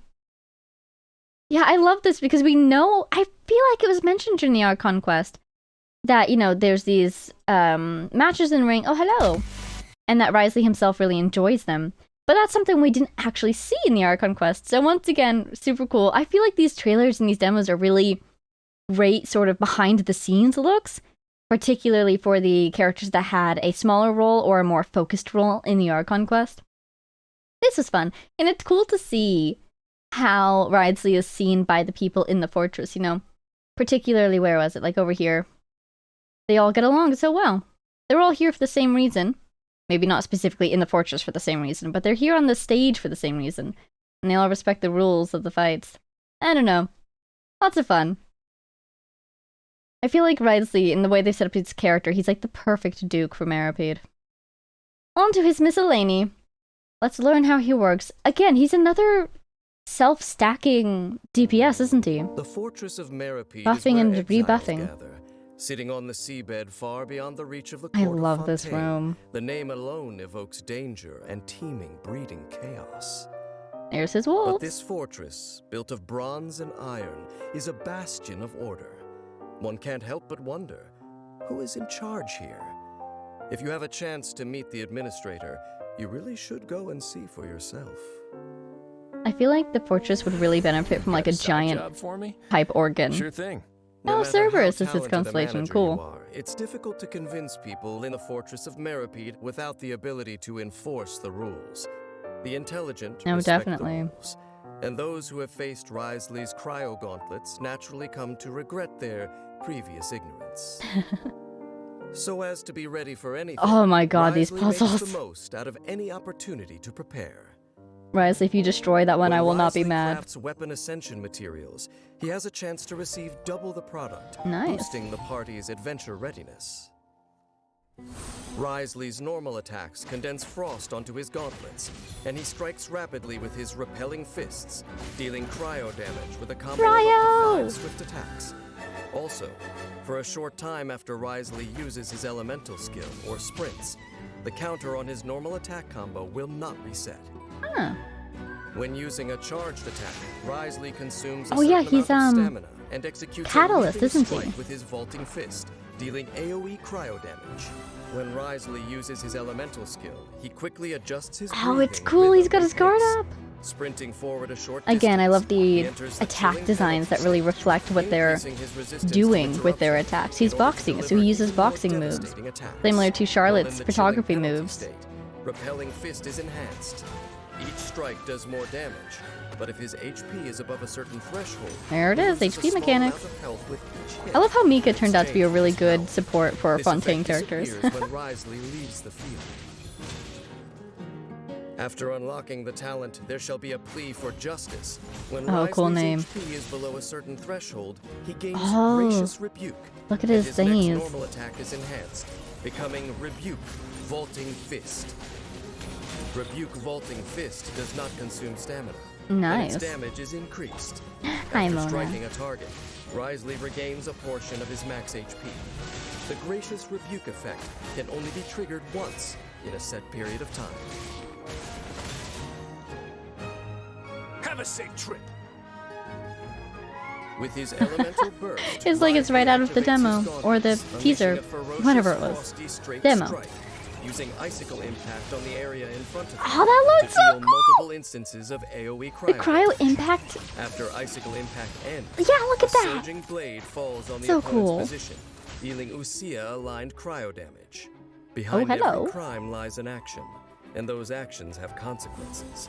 After Hi, unlocking the Nihida. talent, there shall be a reckoning for sin. Again, When cool Wriothesley's name. HP increases or decreases if he is in the chilling penalty state after using his elemental skill. Chilling penalty will gain a stack of prosecution edict, increasing his attack. And there's the buff This effect again. can stack up to a certain limit.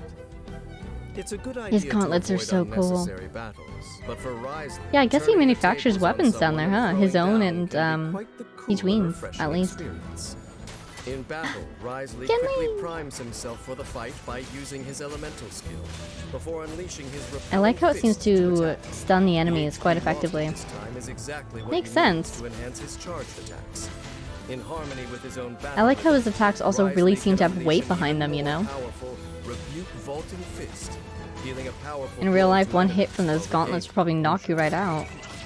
When his energy is full, Oh, it looks Wriothesley so can cool. punch forward with condensed frost, Fancy. dealing multiple instances of AoE cryo damage to punish mischief makers and rabble rousers. Oh, those mischief makers Human and lives are rabble-rousers. short, and their memories cannot be passed on. The origins of the Ooh. fortress of Meropide have long become shrouded in the mists of Whoa. the past, and difficult to verify. But as the prophesized catastrophe looms ever closer, Wriothesley pieced together the lost shards of history and revealed once more the silent secrets of the underwater fortress. The condemned willingly serve the gods out of their own sense of guilt, but have they ever considered that the gods may be unable to bring them the consolation they long for? I feel like we can tell exactly where in the Archon quest this one was released. Dane hinting right here with Farina on the screen that she won't be, or suggesting at least that she wouldn't be able to save her people. So we must be at the point in the Archon quest where not only have we learned about the past of the fortress that Wriothesley taught us, we've learned about his plan here with the ship, and we're starting to suspect that Farina might not be able to help us and might not even be a god at all. I think around this time we've learned that. Or we've learned that Arlecchino, at least, suspects that. Super cool! Yeah, so it makes sense. Probably Wriothesley, end of Archon quest, and then Farina, Siegeween, so on and so forth. Qian Yun came out around this time somewhere too, so probably one of the banners there as well. I love the fortress. This like mechanic steampunk aesthetic is so good for some reason. It's just so satisfying. And this, wait, not They this. passed on. The That, origins of the whoa! I don't remember that from the Archon quest. Like a giant spider. So cool. Oh my god. But yeah, I think the my one last thought is actually from the teaser that we had with the child and the father. It's really cool that, you know, Wriothesley's character is, he went through the fortress himself. He's very intense. He's physically intimidating. He's not afraid to, you know, end a fight, shall we say. But one core element of his character is that he really cares about kids and safe family situations, because that's a huge part of his own backstory. And that's a huge part of just who he is as a person. And I love, again, that combination of scary guy, to most people, probably, and I guess you could say soft spot for kids, or at the very least, he's willing and deliberately caring for them, the most defenseless, you know? And I think that includes emotionally, because remember, he went to go see that family in the teaser because he wanted to make sure that whoever went had discretion. So I think he wanted whoever went to not upset the child, you know? Anyways, fantastic character, really cool backstory, and, you know, kind of like all the characters in Sumeru we were talking about during the Sumeru demos, he's a great character for Fontaine to have.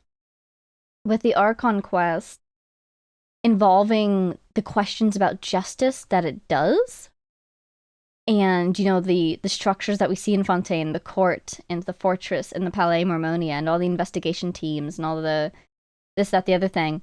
And then there's Wriothesley, who you could argue justice failed him as a child. He took matters into his own hands, and now he's here in the position that he is, trying to change things while still working within the system. Yeah, he's just a fantastic character for the context that is Fontaine, similar to how the Sumeru characters were really excellent people to have in the story that is, or was, Sumeru. Anyways, good job, Wriothesley. Let's get on to our next characters. Alrighty, next up, I promise I haven't forgotten about Navia. She will be coming. But let's do Chavrus and Chiori, two people that we met after the Archon quest, if I remember correctly. And we saw a lot of Chavrus and Chiori's story quest, so I thought it would be fun to do these two together. So, starting with Chavrus's character demo, please introduce yourself one more time. I always forget how to pronounce your name. I'm sorry. I love anything full of grease and sugar. Wow, Food like that relatable. provides me with ample energy during the workday. Plus, it's a real mood booster. But on my days off, I like to read crime novels. I find them very interesting. I'm Chavrus, captain of Fontaine's Special Security and Surveillance Patrol. Is there a case that needs my attention? The Special Security and Surveillance Patrol deals with a host of I almost heinous expected to crimes see and us up there again. The criminals aren't your everyday goody-goodies from the Palais Mormonia. As such, the methods we employ to enforce the law can be a bit on the harsher side. Stop right there! Drop your weapons! I I think Strawberries I still don't have. Yeah, to this day, she's one of the 4 stars I've never gotten. I have no idea how to use her. Use the sound of thunder to conceal gunshots. Ooh. That trick doesn't fool my ears. Hands where I can see 'em. Yeah, she's an expert with guns, isn't she? She can probably tell what kind of firearm it is just from the sound. Another day of work over, and without any huge disasters to boot. Oh, that reminds me. I should grab the latest copy of the murder files. Have a great weekend. Or whatever it is for you. Yeah, she's very straightforward. I want to see a little bit of, let's see, where was her splash art? The captain of the Special Security and Surveillance Patrol who wears justice as an ever-present seal upon her heart. Her musket shall only ever point at the guilty. Well, that's good.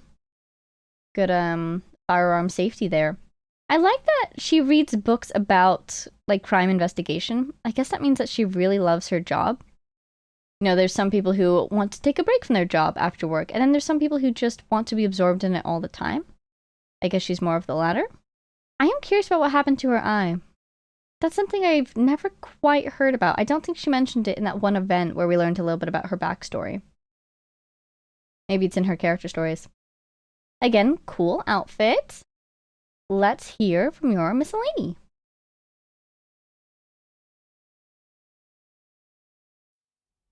In the interests of manpower, Fontaine's So Special beautiful. Security and Surveillance Patrol has had to widen their net and take on a number of unusual characters. Oh, interesting. This has led to many personality clashes in the past, but if one thing unites them all, it is their absolute obedience to Captain Chevreus's command. After all, any would-be troublemakers would probably have to out-train her first.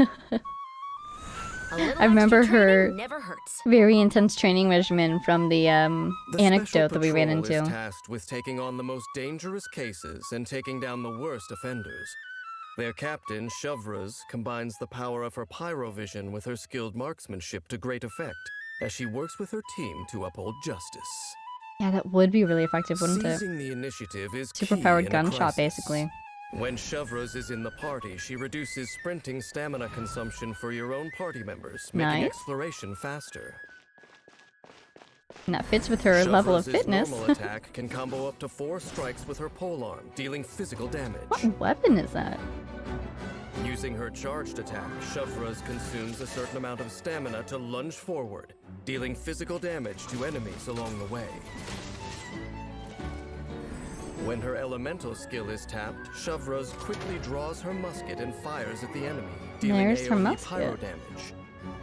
Hold her elemental skill to enter aiming mode. That looks really locking cool. onto a target in her sights to fire a more precise Ooh, shot. does she heal at the end there? For a certain duration after Chevreuse discharges her elemental skill, she will continuously restore HP to the active character. Oh, she's The a amount of healer? HP restored is based Oh my on god, I had Navi's no HP. idea. Whenever a nearby party member triggers an overloaded reaction, Chevreuse gains an overcharged ball. Oh, She it's can like keep only Navia's, one overcharged ball in her possession at any whatever one they're called. time. And if she has one when her skill is held and released, the overcharged ball is fired instead, dealing greater pyro damage over a larger area. Oh, okay. At specific intervals, when Chevreuse's elemental skill strikes an enemy, a surging blade is summoned, which deals Usia-aligned pyro damage. After unlocking the talent Vertical Force Coordination, for a certain period after Chevreuse fires an overcharged ball with her elemental skill, all nearby Pyro and Electro party members gain a percentage attack bonus based on Chevreuse's max HP. That's how it works. I knew she was an The bonus overloaded that can be gained buffer. this way has a limit. When individuals with complementary skill sets are brought together, the whole team is stronger. After unlocking the talent Vanguard's Coordinated Tactics, when the party is composed entirely of both Pyro and Electro members, Chevreuse grants Coordinated Tactics to all nearby party members. Interesting. After a character triggers the overloaded reaction, Kind of similar to Escoffier's Coordinated Tactics Cryo and decreases both Hydro. the Pyro and Electro resistance of enemies affected by the overloaded reaction. Nice. So she's both a buffer and a debuffer for your party members and then the enemies. Oh, there's her ultimate, right? Yeah. Oh, that was cool. Unleashing her elemental burst, Shovraz fires an explosive grenade from her musket, dealing AoE pyro damage. After the explosive grenade hits, it splits into several secondary explosive shells. These shells will explode after a short duration, dealing pyro damage to nearby enemies. It's almost like a form of crowd control too, because they were all knocked into the middle. Once she's got you in her iron sights, you'd better be ready for a firefight. In battle, Shovraz primarily uses her elemental skill to support her teammates, not only from the firepower, but also by healing the active character after discharging her weapon. When she is in a party that meets the requirements, her passive talent reduces enemy resistance to pyro and electro, after a party member triggers an overloaded reaction against them. Furthermore, firing overcharged balls can increase her comrade's attack, bolstering the team's effectiveness.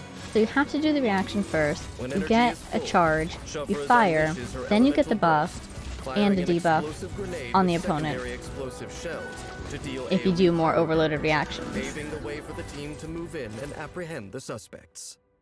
Okay, In makes sense. Fontaine, there is one law for all, but people's own conceptions of justice can differ quite drastically, depending on their individual life experiences. That's This can fair. be a source of tension, so Shovraz does not impose her own private notions of justice onto other people. And yet, she reserves the right to judge portrayals of justice elsewhere. Ooh, If that you're was cool. curious to know more, try buying her some deep-fried snacks and get her talking about popular novels and shows. I think you'll find what she has to say less intimidating than her stern gaze might suggest. Yeah, she's downright friendly. But what he was saying just then makes me think of the Roses and Muskets events, or event, singular, where they were trying to catch the culprit at the end. And she tricked him into, tricked both of them into confessing on camera. She's quite clever. She's pretty cool. I like her. I would love to one day have her in my roster. You know, similar to Cryo, I would love a Cryo DPS, a 5-star Cryo DPS. I also don't really have a good Electro DPS. So it would be cool to get her one day, maybe. Assuming I get a Cryo. Well, you know, might be good for Gumming. Anyways, would love to get her one day. She's a good support, no matter what. It's good to have supports in your wheelhouse. Here we are with Chiori. I remember Chiori a lot. She's a very distinctive character. I really like her character, and she was really fun in her story quest. Let's see what she has to say today. Here's her teaser. Hello? Is someone gonna tailor my suit? Not with that attitude, they're not. What were you thinking? Why would you keep a Tenryo commission official waiting? Backstory. But he was last in line. Foolish girl. You are no apprentice of mine! Wow. That's how she got kicked out? You're kidding me. She's so young, too. Did you hear me? Hey, it's first come, first served. Oh, so she's not gonna like this guy wedding that dress much needs to be either. ready for fitting by nightfall. Elof, raise the waist a little higher to accentuate her figure. And the sleeves need shortening. I I'll love fetch her the material. voice. Got it. I knew it. That dress is for Letitia, isn't it? Always dreamed of wearing a Chiori wedding dress. Aww. What are you doing here if you're gonna mock other people who are coming here for the same reason? A business dinner? Are you kidding me? Oh my, so sorry. I was looking for my fabric shears. Those were the wrong ones. This was an expensive suit. Oops. Oh, not those ones either. My hand slipped, Chiori says. What do you mean? I thought you wanted your suit tailored.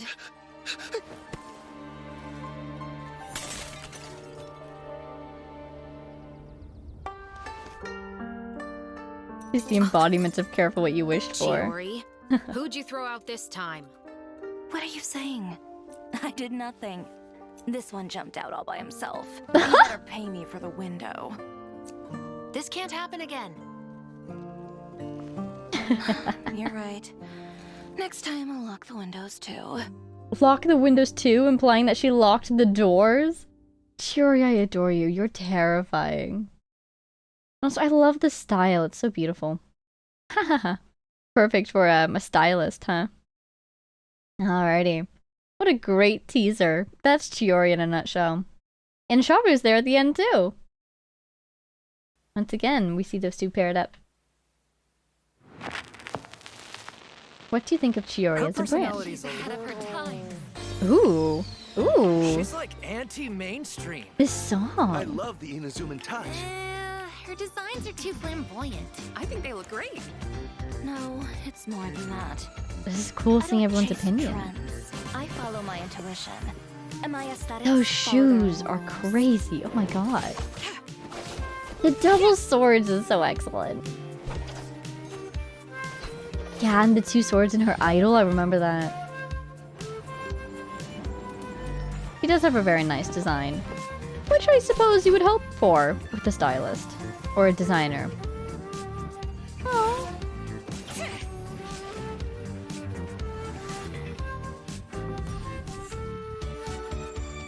And she does have an excellent sword. I love how it glows. I love how it buffs Geo.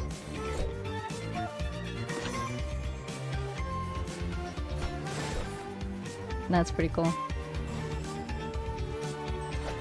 Oh, Inazuma!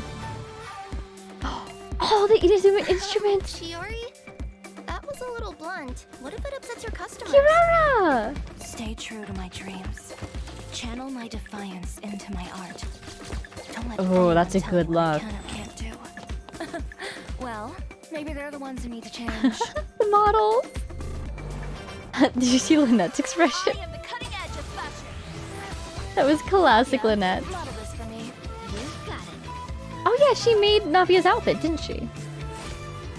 I do love it when the demos and the trailers have the other characters in it. I don't know why. Just really fun.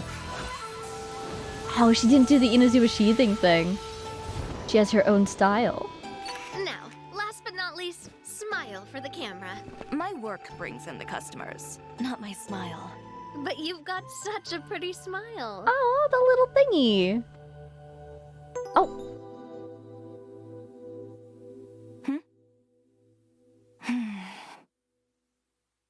What did she pick up? It was sparkly? And I can't tell if she looked at Navia or if she looked off screen. Any little stinger at the end here. Hello. I know, I'm seeing you on like every single one. That's the new character that came out recently, I think. Anyways. So I guess... What is that? Zooming in, zooming in. And by zooming in, I mean with my face. I guess it's something that fell off of an outfit and she needs to sew it back on or something. They're cleaning up all these shredded garments. Is this from her story quest, maybe? Interesting. I love the little thing on the Genshin logo. That's adorable. I do adore Chiori's character. I love the voice actor's delivery. And yeah, this is this? Does that say what? Chiori? Maybe. Pretty cool. And I think we saw earlier also maybe something that would give us a good way to translate some more letters. Yeah. Well, that looks different from what we saw earlier, but also looks like a different writing style altogether. You know what? Not the point right now.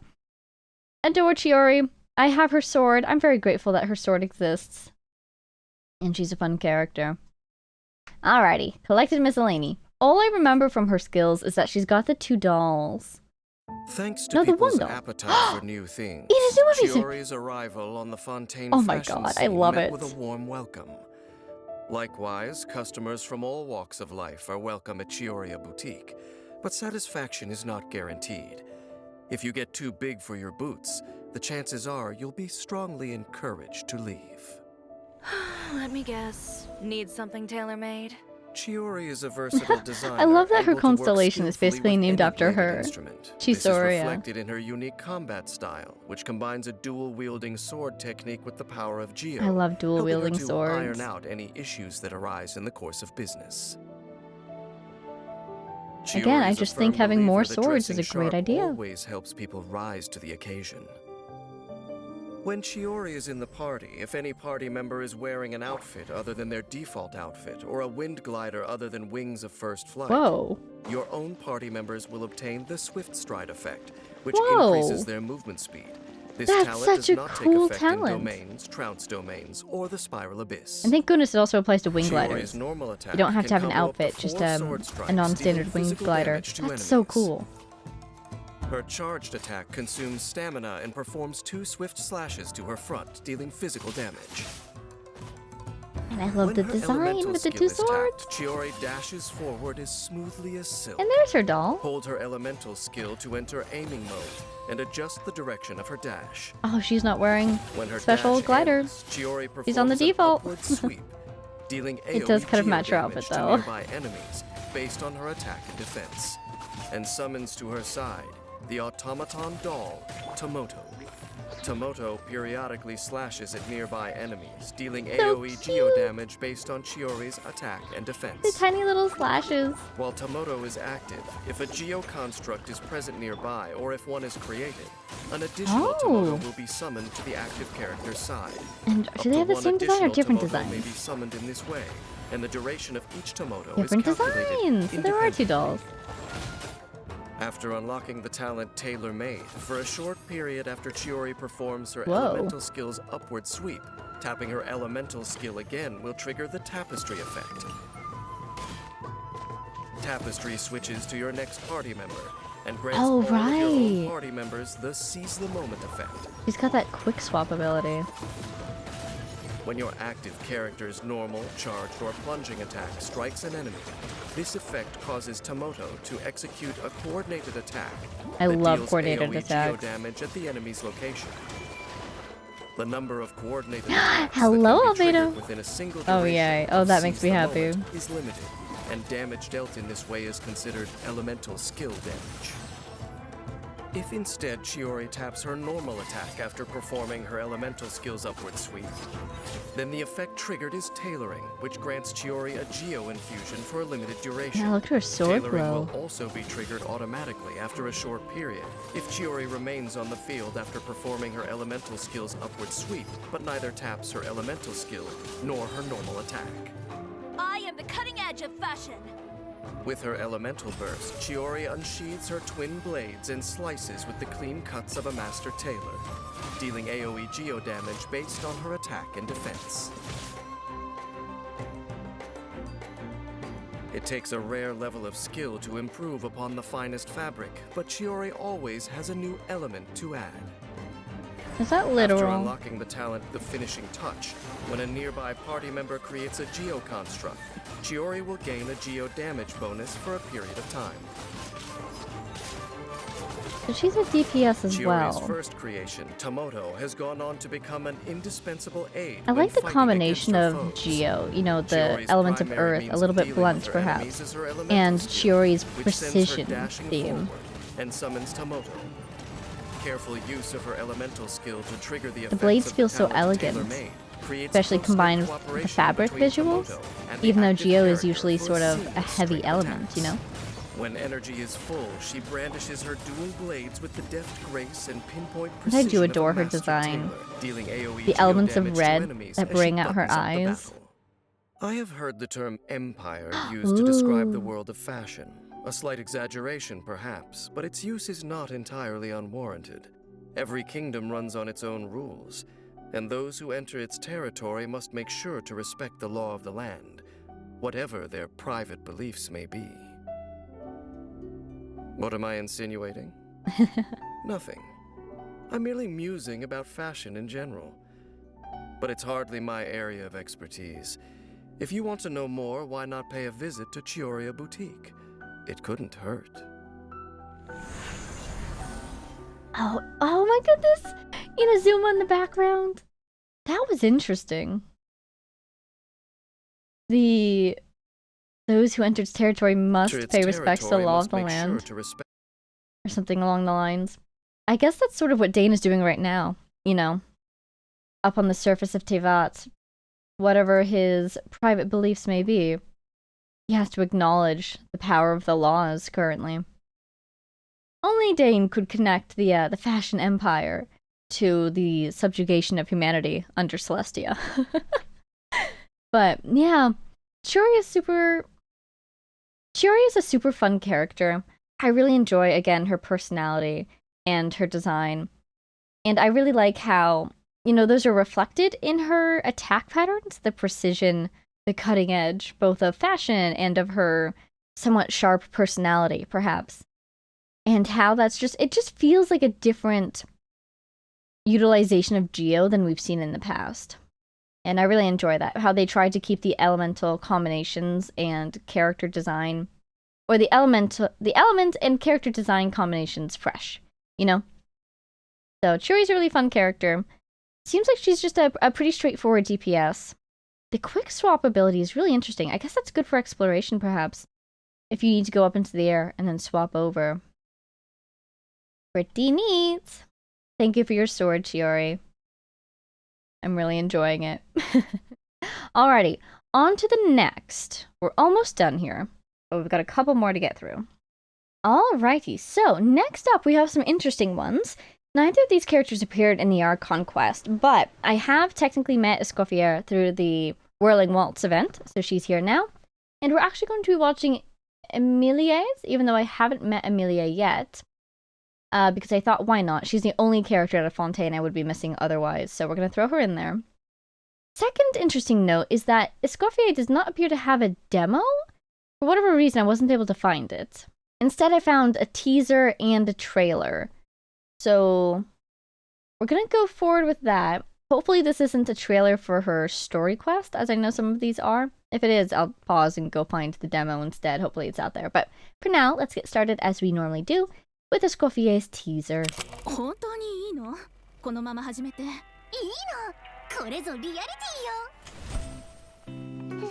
Here we go. Oh, it's cool to see how animated they are. That's so cool. Apologize to the Jews.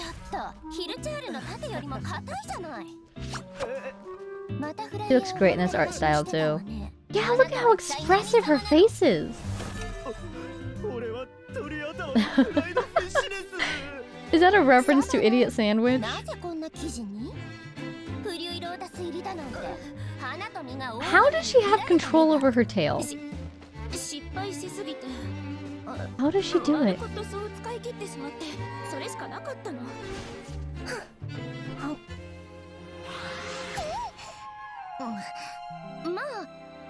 It's not bad?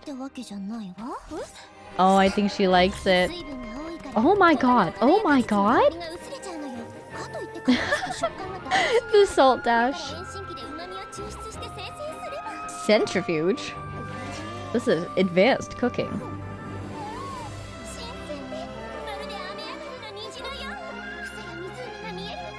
So this is what it looks like when she's happy with her food. She becomes a poet. She just invented that.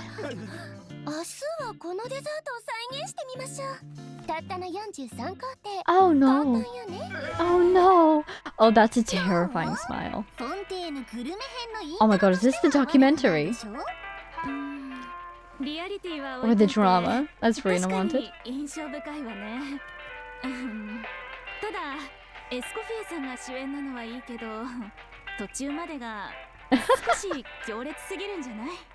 The flames on the portrait behind her.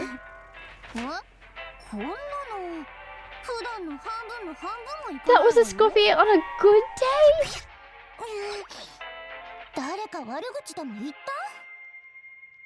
She is very, speaking of intimidating characters, she's quite intimidating, isn't she? I do want to see her meet Xianling. I feel like they would have culinary disagreements that would be very interesting to listen to.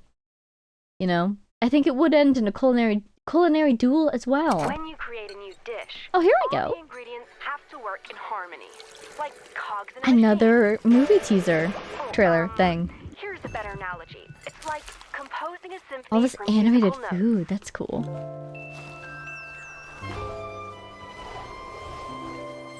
She's a dancer with a refreshing aftertaste. But then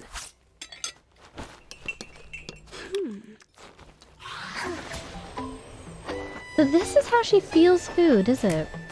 It reminds me of Ratatouille, where, like, you know, the art of the food is expressed through color.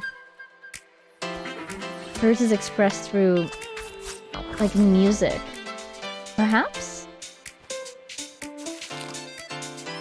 These are interesting visuals. Ah, the way that they've animated the movements in this one feels really unique. Oh my god, she bent a spoon.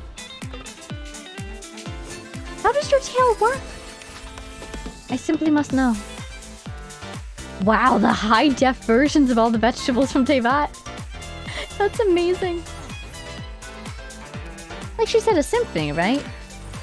She bends another spoon! Have mercy, have mercy! It cracks me up that she has hearts in her eyes, and then she's this very precise critic. Oh, wow.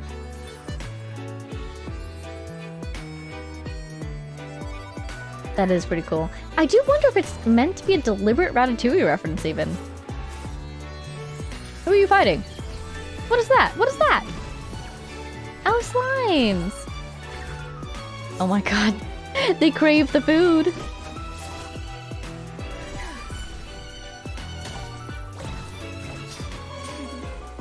Oh, that was a cool shot. Hey, there's her ultimate. Hi, Farina.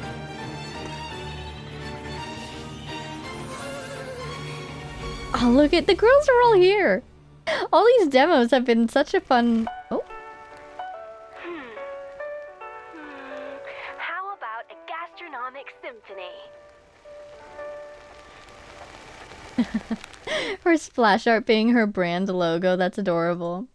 But yeah, I love seeing everyone pop up in the demos. Everyone's having a really fun time in everyone else's trailers. I love that. Interesting, yeah. I'm enjoying this, like, symphonic presentation. That's pretty neat. Well, what does this say? Invitation presenting new culinary creations. A tasting awaits at Hotel de Bourg in 2 days. We look forward to welcoming you. Escoffier. The way it's written is so cool. I bet someone hand wrote this too, like, for this video. That's pretty neat. That was a little bit hilarious, a little bit beautiful. How delightful. The music. This is a really nice song too. What is that sound? Is that an accordion? But then with the drums? What a cool combination. And then she's fighting the slimes. Of course you need slime condensate, the finishing touch, no? Alright, give us the deets, Dane. Miscellany time. I do use Escoffier a fair amount these days. Oh! Oh my gosh, she's giving us her own... What is this even called? Own miscellany? There he is.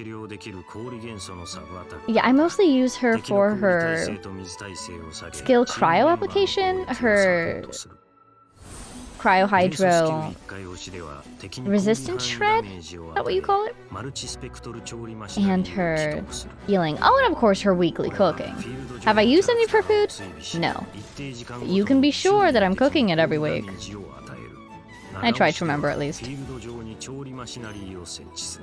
What I tried to do is I tried to make sure that her cooking thing and the parametric transformer expire or refresh at the same time.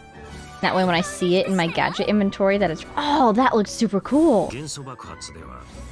But yeah, when I see the parametric transformer is ready to go again, then I know that she's ready to go again as well. But the parametric transformer is locked into 7 days, where she's locked into the server reset. So I just have to make sure I do them both at the same time. Otherwise they're not synced up anymore, you know? I love that she's surrounded by fruits. Yeah, there it is. Resistance shred. The jump from 3 to 4 is incredible. 15 to 55%. Oh my god.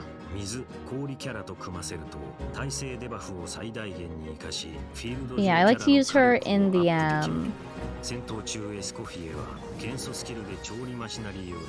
Oh, Shinha! I want to get Shinha still. I've used her in the chess boss, weekly boss fight.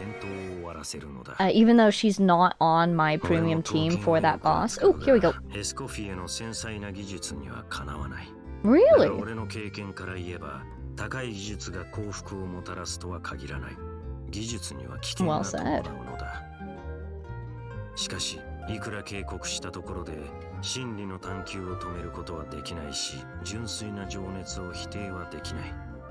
That's nice. 幸い、彼女は料理に関心があるだけだ。それだけならば、杞憂というものだろう。What could possibly go wrong? And then what? She poisons the entirety of Fontaine, perhaps. But interesting. So he says he can't match her precision, was it? But also that he's kind of implying here that her precision comes from her cutting edge technology that she uses. Mainly her tail cutting edge technology. Was that a pun? I swear, Dane secretly loves puns. That's an interesting note. It's also interesting that he would say this cutting edge technology doesn't always spell happiness. I guess actually it makes perfect sense that he would say this because being from Conria, which had some of, if not the most advanced technology in the world, we saw what happened to them as possibly partially a result of that. Warnings like these can do little to curb humanity's quest for excellence, though, because this is a pattern we've seen repeat across multiple nations and multiple cycles. And that's nice, the sincerity of such enthusiasm. She's a little scarily obsessed with cooking, but at least her obsession is purely focused on cooking. After all, if it's cooking, what could possibly go wrong? Look at how delighted she is. It cracks me up. Anyways, no answers about the tail. We may never know. But at least we understand how she works, and we can use her in battle. Onwards! Emilie! Emily? Here we are. A character I've never met. So, I'm kind of looking forward to seeing what it's like to see these demos and trailers without actually knowing the character yet. I think this is my first time doing so. She must have been the last Fontaine character to come out, right? Can tell you a lot about the person wearing it. Mint and fruity aromas express a yearning for youthful vigor, while notes of cedar and amber show a desire to appear mature. I do love the chemistry of it, though. That color change was beautiful. Fragrance fades with dilution, evaporation, and aging. Oh, she's interesting so long eyes. As you filter out the impurities to remove interference, the perfume will still tell its story. She's like a forensic perfumist.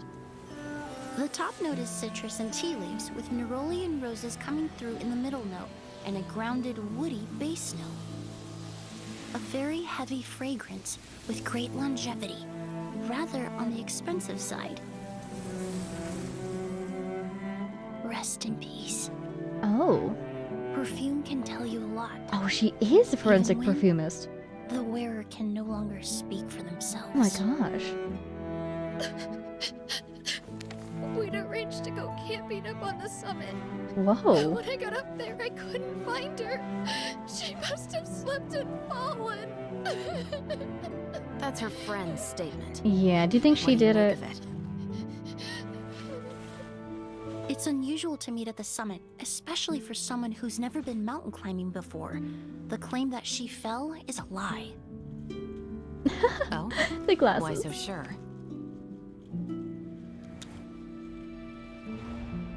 There was no sweat among the impurities present, and no lady in their right mind would apply such a heavy fragrance before a climb. That's a great point. Because she was saying that you have to sometimes take out the impurities before you can figure out the story that it's trying to tell. And if she had sweat, well, if she had climbed the mountain, she definitely would have sweat mixed in with her perfume. And no one put on perfume before climbing a mountain. Wow, that's pretty cool. That's pretty cool. That's a great first impression. Still don't know how to say your name, though. But it was pretty cool that also, I was thinking that the colors here seem so muted, particularly in this shot, especially compared to this shot, very muted, especially compared to the colors of the aromas. I wonder if that implies that she is so accustomed to paying attention to smell that most of her experience of the world and most information that she gets about the world around her, she gets through smell. She's just so trained into it, you know? On the other hand, it's revealed shortly after that there has been a death, and so maybe these muted colors are just meant to represent how solemn this affair is. You know? Anyways, interesting introduction. Tell me more. Kitty, where are you? Oh, is she good at finding things Confusion, too? anxiety. All these emotions are like the aroma of a long night. What is that of plant endless doing rain. there? But add a drop of something unexpected, and you never know what can bloom. Wow, another very calm Life character. is like a soft breeze that sweeps across the land. Windwheel Asters, are you in Mondstadt? That looks like Mondstadt. Oh my god, it's my mortal enemy. Back once more. Very smooth attack patterns. When spices are abundant, it all comes down to careful selection. Of course, as a Dendro character.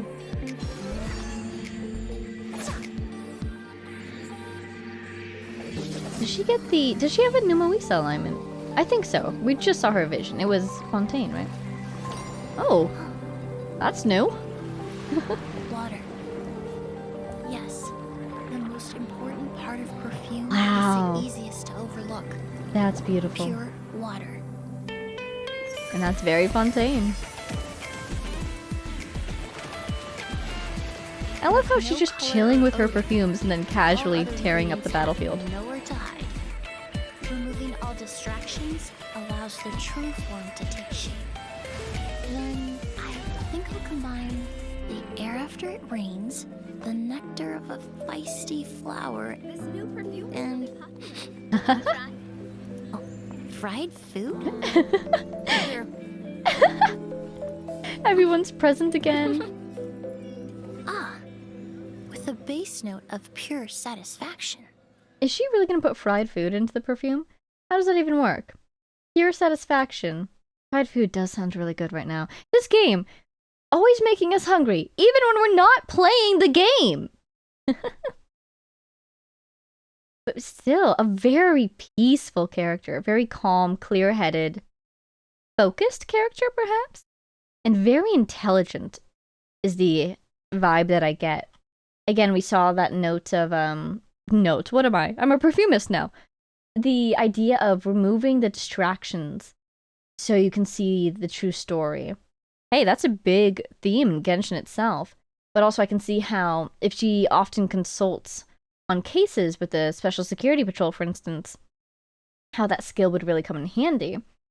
And also how that kind of reflects her personality. Just based off the music, the delivery of her voice, she seems very focused and very clear-sighted. Oh, cool. Alrighty. So let's go into her collected miscellany. What I know about her, I think she's basically a Dendro support? Is it Dendro application? Because she puts this thing down on the field for her ultimate. I don't think she's a DPS. If you're looking for a souvenir from Fontaine, perfume is an excellent choice. Although if you're as clueless as I am, you may find that you need a good consultant to help you find your signature scent. Her dress is really unique, isn't it? It has elements that are shared with other characters. As a renowned perfumer, Emily is well versed in botany. Artist DI. And with a Dendro vision at her disposal, she can put this knowledge to even greater use. Emily's normal attack can combo up to 4 spear strikes, Here we go. dealing physical damage to enemies. Her charged attack consumes I'm trying to get a good look at her weapon. to perform an I like upward the slash. color scheme. It's very With her interesting. elemental skill, I think it has Emily little flowers on the creates a edge. Lumiduce case, Cute. dealing AoE Dendro There it damage. is. The Lumiduce It's beautiful. case periodically fires puffs of pure dew at nearby enemies. Oh, that's her dealing skill. Dendro damage. Does In she have like a addition, more powerful if one a for her nearby ult? enemy is burning, the Lumiduce case will generate Oh. scents at set intervals. Is she a maximum burning of 1 support, scent basically? can be created in this manner per interval. Or a burning DPS? The Lumiduce case will then collect nearby scents, and after collecting 2 scents, it will upgrade by 1 level. Ooh. After upgrading, the Lumiduce case fires an extra puff of pure dew when it attacks, and both the range and damage of these attacks are increased. Interesting. Only one Lumiduce case created by Emily can exist at a time. The Lumiduce case is created at level 1 and can be upgraded to a maximum of level 2. An active Lumiduce case that has not collected any scents for a set period will revert back to level 1. Okay. At certain intervals, after Emily creates a Lumiduce case in this manner, a Spirit Breath Thorn will descend and pierce enemies, dealing Numa-aligned Dendro damage. After unlocking the talent Lingering Fragrance, a level 2 Lumiduce case will consume every 2 scents collected to release Clear Dew Cologne, dealing AoE Dendro damage equal to a percentage of Emily's attack. This damage is not This considered feels like a elemental support skill, or perhaps an off-field While a DPS? Lumiduce case created Sub by DPS? Emily is on the field, I guess her the passive exact talent, term doesn't really Headspace matter. Capture will increase all nearby party members' pyro resistance against burning damage. Oh! ambiance. Clever. Yeah, because that is a big danger with burning, is you set By yourself on transforming fire. fragrances into pure dendro energy, Emily's elemental burst creates a level 3 Lumiduce case and collects any existing Lumiduce The case forbidden on the level field. 3. Instead of Does it collecting renew nearby the scents, duration the level 3 Lumiduce of the case as rains well? down scented dew onto enemies in range, dealing dendro damage. Nice. When her elemental burst expires, a new level 1 Lumiduce case will be created. That is nice. Or if a Lumiduce case was collected when she cast her burst, the collected case will be restored and its duration reset. Nice. So you can go all the way up to level 2 Emily's elemental immediately. skill while her burst is still active will not generate a Lumiduce case. Through Oh. her unique distillation process, Emily can extract a plant's most potent essence. After unlocking the talent Rectification, damage dealt by Emily to burning enemies will increase by an amount based on her attack. There is a limit to the damage increase that can be gained in this way. I love how Emily she's such a tends to calm avoid danger, character. But in an emergency, Ooh. her arsenal of proprietary fragrances can be used for self-defense. That's really funny. In battle, Emily first summons a But yeah, I love Lumiduce how case she's such a with her calm elemental character. skill to deal The dendro type who would damage to rather her avoid enemies. getting into a fight, Then, I would she assume. steadily breaks them But then if you down do by get into a working fight, with she'll her just set teammates to herself trigger on the fire. burning She'll set range, everything on fire, causing including enemies to herself, continuously just to lose deal with the HP. issue. When energy is full, she unleashes her elemental burst And she's totally to fine with create that, a level completely 3 calm Lumiduce even then. case, which uses scented dew to deal greater damage and leaves a new case behind in its wake. Faced with a constant onslaught of potent fragrances, her enemies are powerless to resist.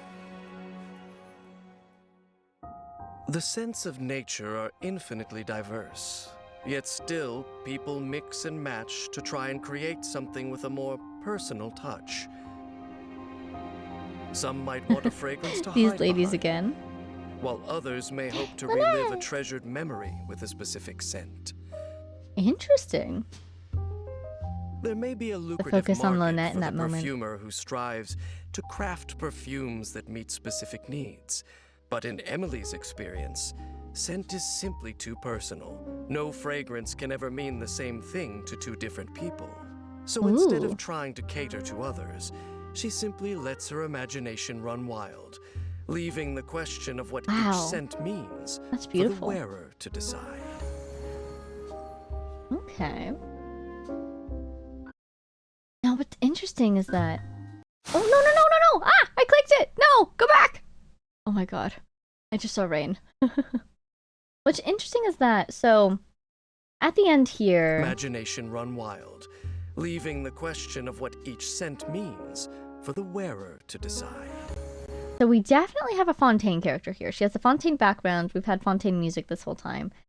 But she has such an association with Sumeru. Naturally, she's Dendro, and naturally it seems like her character design, you know, based off these scents, is based off the distillation of natural resources, I suppose. So she's very associated with nature, which would be a very Sumeru thing to be associated with. But in her demo, we did see that she mentioned that water is one of the most important elements of any scent, right? But I'm just so curious, why then is she so connected to Sumeru? Do you suppose she studied there for a time? She definitely spent some time physically there, just researching the plants. We also saw her in Mondstadt in her demo. But no Mondstadt in this one, but quite a bit of Sumeru. Which is fascinating. Is this also Sumeru? No, I think this is Outskirts Fontaine. But still, I bet that would be revealed in her character stories or her voice lines or something. What exactly her connection there is, if there is one. I'm guessing she studied at the academia, if anything. Or maybe she just sent herself over to study the plants there because they've got the whole rainforest. They've got a huge diversity of plants. Maybe she just wanted to study them on her own time, you know? But still, really interesting to see a lot of Sumeru in this. For a character who's definitely from Fontaine. And yeah, we've got the combination of the Sumeru roses and the rainbow roses.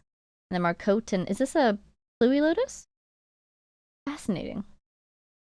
I would almost think that she's from Sumeru, but unlike with Chiori, I mean, Chiori, hey, should be mentioned, doesn't have a Numawisa attack as part of her skill set, right? Emily, how do you say her name? What's her name again? Emily's attack. It is just Emily. Oh, okay.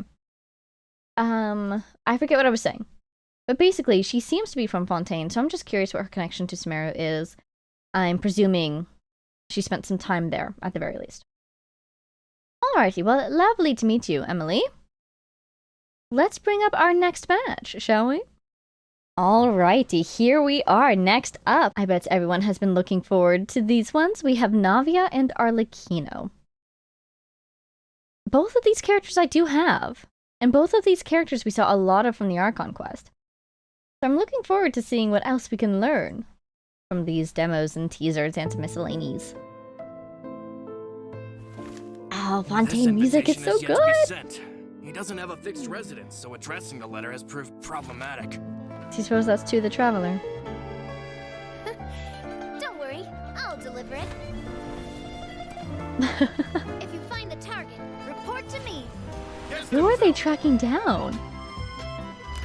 Oh, fun song. Hi, Catherine. Are you looking for the Traveler? I feel like someone looking for the Traveler would talk to Catherine. I love the guys. Climbing the buildings, climbing the lamps. Oh, good catch. Huh? Who else could it be? Oh. Not Neverlet. This is, yep, totally the Traveler. Hello! That was a Paimon sound. Are you flying down on your... You are? You just jumped down at them? Oh my god. What would a banquet celebrating Poisson's reconstruction be without you? Oh. Oh, that's why Silver and Maluz aren't there. Oh my god. Oh my god, I'm so off on when I thought this was going to be set. I thought this was going to be set at like the beginning of the Archon quest. Navia inviting us to work with her or something. I thought that they didn't have Silver and Maluz just so that they wouldn't spoil the fact that, you know, what happens to Silver and Maluz. But no, oh my god, this is after Poisson. This is cute though. Aw, the little things hanging off the boat. That's adorable. The little Navia is so cute. I love that the Paimon is basically not even accurate Paimon size. She's actually bigger than she usually is in this picture. Adorable. Alrighty, demo time. I do love the combination of Navia's umbrella and her sunglasses. It has an effect, unlike anything else. Oh, that's gorgeous. Boss, we have a lead on that no-good thief. Ooh. They call him the Sea Shadow. This is his arrest warrant. Go get him. Unfortunately, he's got a good nose. He's unpredictable too, which is how he's eluded us thus far.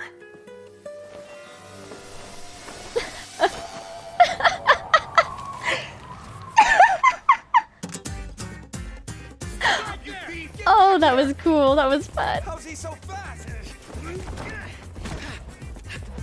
Navia. Ooh. Ooh. That was cool. And she just smacks him with her umbrella. Nice. Running through the streets. Chasing him straight to the Palais Mermonia? Oh, never mind.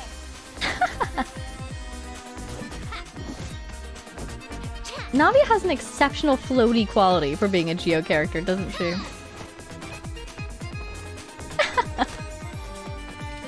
The roses, because of the Spina.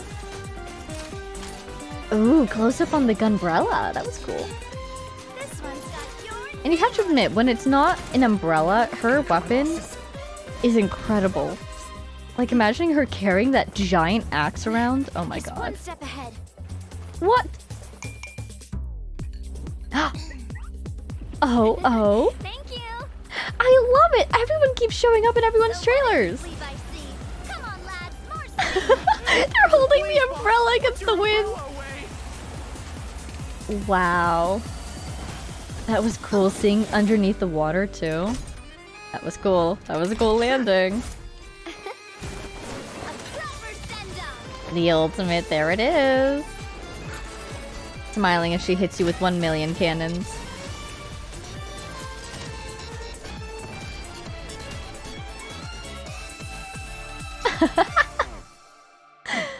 Everybody pose. Oh, cool. Ready to admit defeat? Let's get you to the guards. Boss? We might need to get him to a doctor first. That was a beautiful shot, though.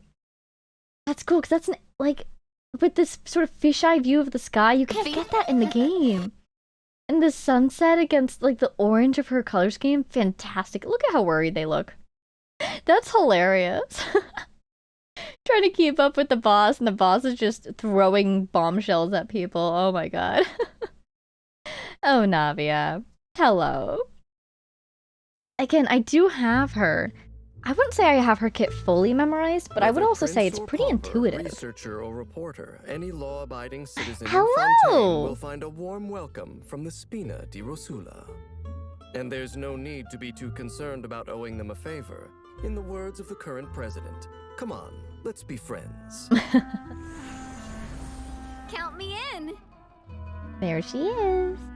Her umbrella shields her from the wind and sun, but also doubles as a firearm. I love that her color scheme is black and yellow, but also some very deep blue, as you can see. But she's black and yellow without looking like a bumblebee somehow. She looks more like a rose, naturally, but then also just the morning colors because of her father. Navia gains increased rewards when dispatched on a 20-hour expedition within Fontaine. Haven't seen one of those in a while.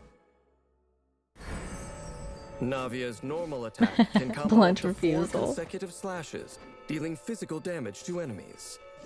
Her charged attack The consumes sunglasses. stamina over time to perform continuous swirling attacks, finishing with an especially powerful slash. After tapping her elemental skill, Navia opens You her have to love that elemental elemental skill. Gunbrella, It's firing so off satisfying. Rosula shard shots that can pierce enemies, dealing geo damage. The more Rosula shard shots that strike an enemy, the more damage dealt. When a party member obtains an elemental shard created from the crystallize reaction, Navia gains a crystal shrapnel stack. The maximum number of crystal shrapnel stacks is limited. Yay. And each time one is gained, the duration is reset. Oh, I did not know that part. Consumes all crystal shrapnel That's a stacks really and nice touch, enhances the though. skill based on the number of stacks consumed. If 1 to 3 stacks are I remember doing each Navia's stack increases the trial. number of Rosula shard shots I fired. actually want to listen to this. If 4 to 6 stacks are consumed, each stack beyond the third increases the damage dealt by this Gunbrella shot. Mm-hmm.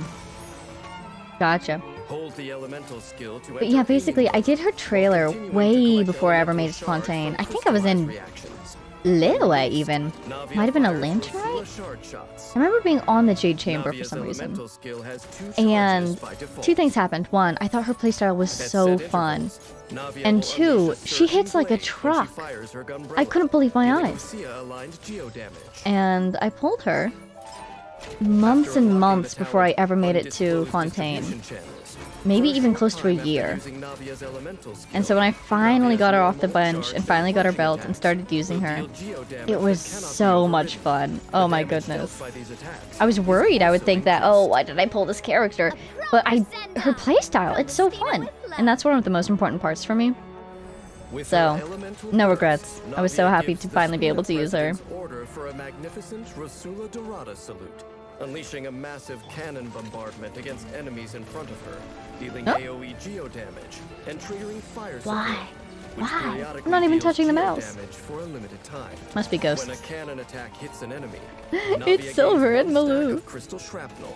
This effect can be triggered once per set interval. Oh, I love that clock! Has to deal with people of all factions and affiliations. That's Ooh. much easier when you keep everyone on friendly terms.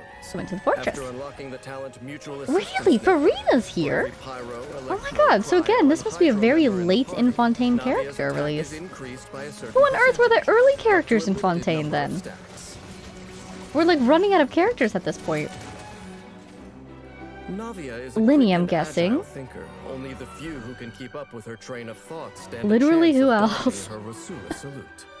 In battle, Navia's I feel like a lot of people have been using Farina in their demos. which relies heavily on accumulating crystal shrapnel stacks to fire off extra Rosula shard shots. This is a team effort. As Or in Navia their gains miscellaneous. crystal shrapnel stacks whenever she or any of her party members collect an elemental shard created by a crystallized reaction. By using her I guess elemental skill with Cloren. enough crystal shrapnel stacks, I don't remember she fires exactly who more had Rosula Farina shard shots and in their deals examples and who damage to didn't. enemies. But I could see Clorend being an earlier When character. energy is full, Navia orders a Rosula Dorada salute, which Neuvillette provides could even be an continuous earlier fire character. support and increases the efficiency So of long as crystal shrapnel they acquisition. don't As the spoil cannon anything in his continues, trailers and whatnot. Geo cannonballs fall like confetti to celebrate a well-earned victory. Like confetti. People have many preconceived notions of what a good leader should look like. What a distinguished Mature and bird. grounded, powerful, even austere. Neuvillette! The young and vivacious Navia is perhaps not what many would picture. On the contrary, she's quite the charismatic leader, isn't But it she? would be a mistake to underestimate her just because of her beaming smile. She remains staunchly optimistic about the future of Spina di Rosula, the court of Fontaine, and even the whole world, despite all the trials she has endured. Really? It's unfortunate when the path to a brighter future compels her to close her umbrella and turn it against others as a weapon. But all budding roses need thorns for protection. That's a good point. When her umbrella is open, it means the sun's out. When her umbrella is closed, it means guns out. Or something along those lines. Oh, Navia, you are so much fun to play. And now I want to play her again. Just take her into some random domain just so I can bring her back off the bench again, you know? I think I need to do the theater. Maybe she can come into the theater. I don't know, we'll have to see what the lineup is. Okay, here we go. On to Arlecchino. I am super excited for these trailers.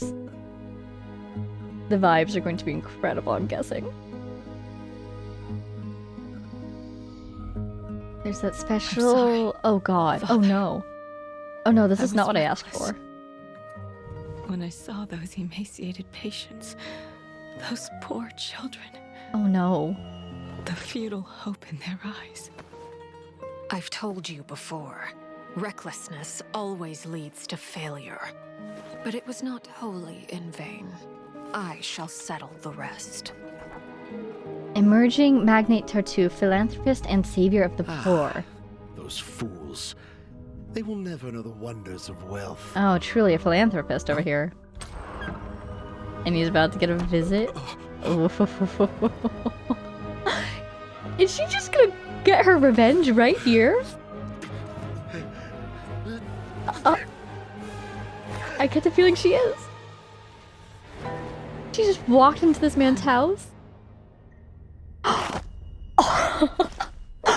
The way her eyes like glowed. Revenue. Father.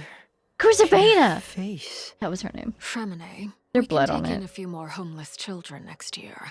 I have acquired some new funds. Oh my god. Okay. Is there? There's blood on her Mission face. accomplished. You can sleep now. That's why it's called that? Thank you. Once I'm better, I'll start my next mission. Oh no.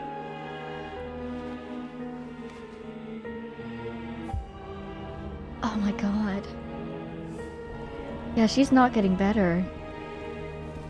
Oh my god! Oh! Its body found. His scandalous... Okay. Monsieur Tartuffe's body found. His scandalous reaping of profits under the guise of philanthropy exposed. His immense wealth has vanished without a trace. Those who parade their virtues often do the most evil.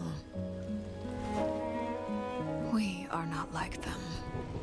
Oh. Rest in peace, Snezhevna. Oh. My child. Oh my god! I was expecting, like, coolness, not sorrow and tragedy. That's why it's called Sleep in Peace. And, like, that's the Fontaine gravesite, too. And it's raining. And the rain is, like, tears running down her face. Look at that. Oh my god. Okay, well, we're definitely getting a glimpse of what Arlecchino's version of running the House of the Hearth looks like, you know? This person was on a mission and admits that they acted recklessly in the face of finding those children who were being harmed. And of course, nobody in the House of the Hearth this era is going to stand for that, are they? And so they're dying. They died. And Arlecchino just straight up went to that guy's house and killed him. Oh my god. That's the power of a harbinger. Wow. She really has a permit that just says, I do what I want. I guess. Like, I can't believe she got away with that, but I guess nobody knew it was her, or at least they couldn't prove it was her.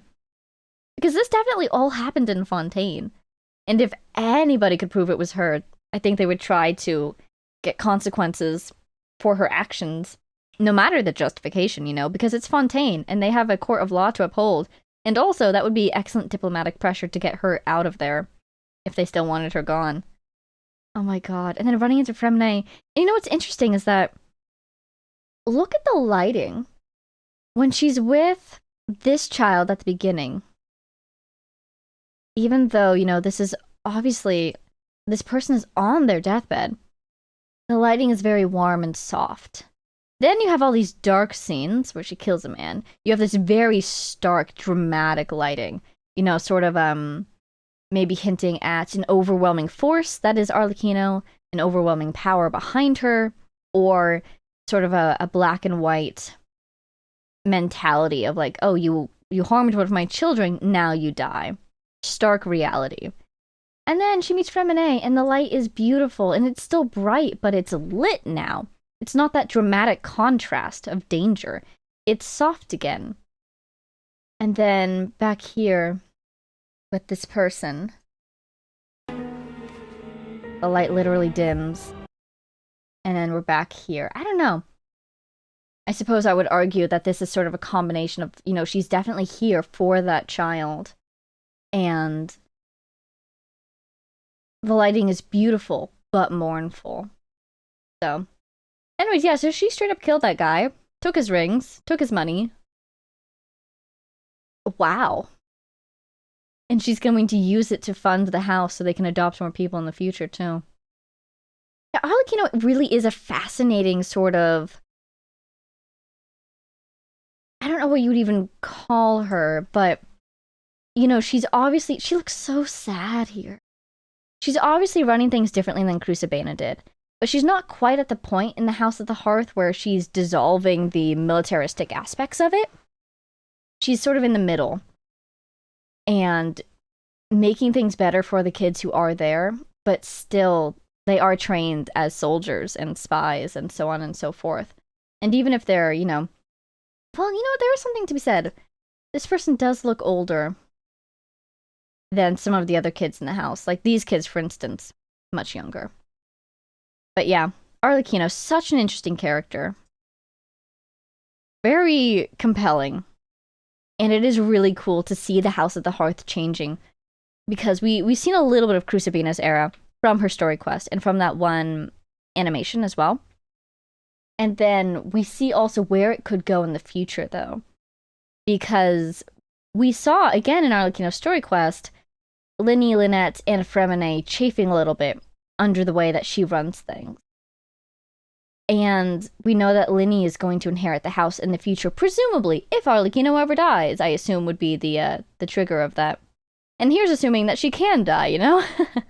I jest, partially. But it's really cool because it feels like such a living institution. It feels like it could change more in the future. I don't know, I feel, the writing in this game is so incredible. Alrighty, on to her demo.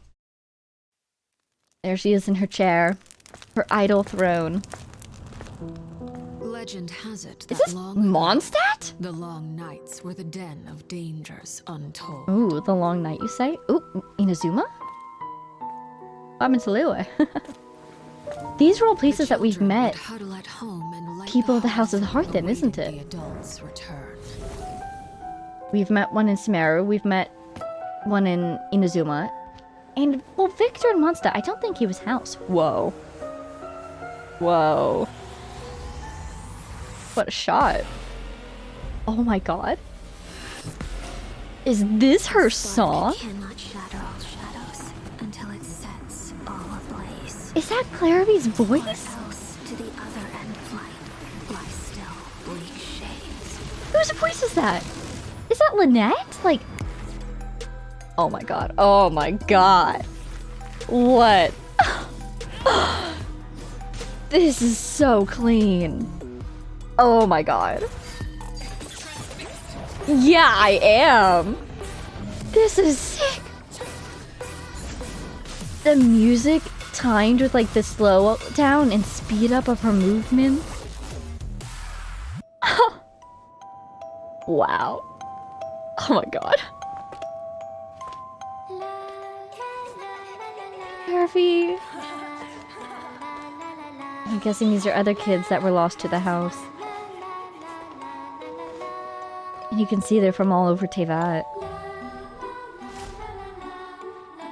Oh.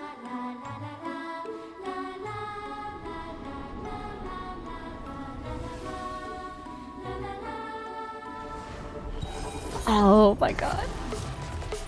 The way they blend the attack animations with her actions. Ooh. Hello? Almost looked like Renova's eyes for a second there. Oh my god, her wing. She has so many mysteries still tied into her. Plus her connection with the, I'm so distracted right now. What was that one book from Conria? Oh my god, that was an Abyss? An Abyss Order enemy. Love to play by the fireplace. Oh, careful. So let us continue to use the name House of the Hearth. Here they are. Still, its flame is no longer needed. For you have the strength to defend yourselves. Oh.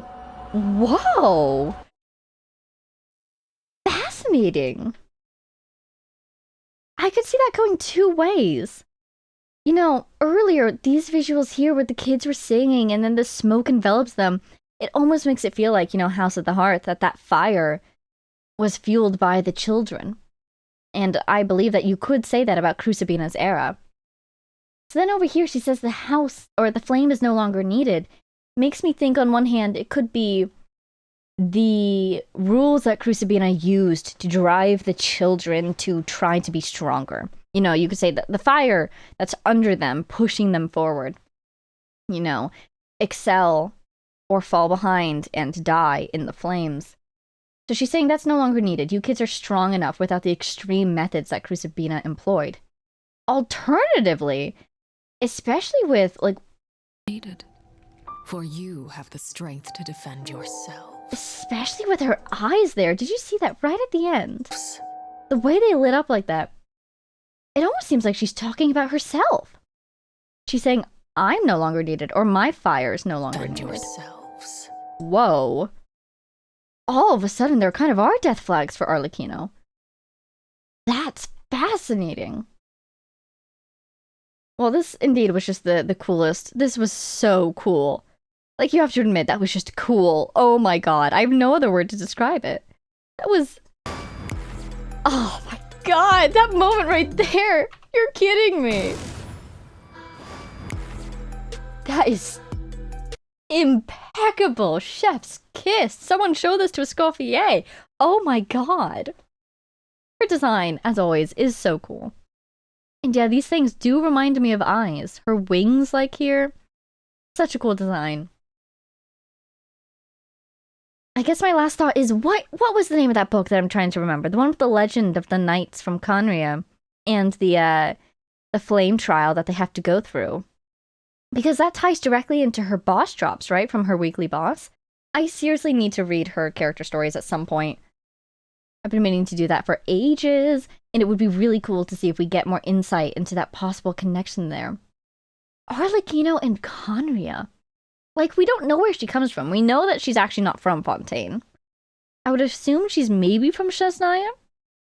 But then these eyes, and her possible curse, and her possible connection to Conria, I thought that she was rather young, because we know that she grew up alongside Clairvy. But like, is there some interesting time thing going on here? Is she from Conria? Somehow? Or maybe descended from? And she has the whole moon connection too. The red moon as well. What are your secrets? Look at those eyes. Oh my god, wait, what was that shot? Where was that? Oh, is that here when she like... Oh my god, the wing. Yeah. Yeah, look at that! Perfect timing! What is this? Super cool. Alrighty. You are telling me I need to do my homework. I need to read the stuff. Let's get on to her miscellany. Arlecchino is someone I have used a lot. So I'm going to assume that I know at least, let's say like 80-90% of this. But I'm always looking for little tidbits I don't know. And a ruthless assassin. Oh! Yeah. This is the most I can see hope to that. glean about Arlecchino, if you know the right people to ask. But if you go one step further, I wonder who and those gain people the were. acceptance of a certain group of children, you'll learn Yeah. about her most important identity of all, a father. She's so Renova coded now that I look at it. Productive partnership, I hope. Ignis As an Purgatoris. intelligence operative, With the Arlecchino little prefers gems on more her front, they covert look like means her of red attack. eyes. But don't expect her to shy away from unleashing her raging flames in broad daylight. There's if that the situation vibe. calls for it. Arlecchino's normal attack Invitation can to a combo up 6 beheading. spear strikes, Her dealing constellations. physical damage to No. enemies. Her talents and her charged constellations attack have the consumes coolest a fixed amount of names. stamina to dash toward an enemy and deliver a single slash. The way she Continue just holding the attack slowly button, walks and towards she moves them. rapidly for a short period, at the cost of further stamina. Her wing even looks like Renova's, With her doesn't elemental it? skill, Arlecchino. commands Pale Moon Bloodfire to deal Who pyro are damage to you? nearby enemies. She then charges at one of them and delivers a further slash, dealing AoE pyro damage. Enemies struck by her elemental skill will receive a blood debt directive for a set period. Yep.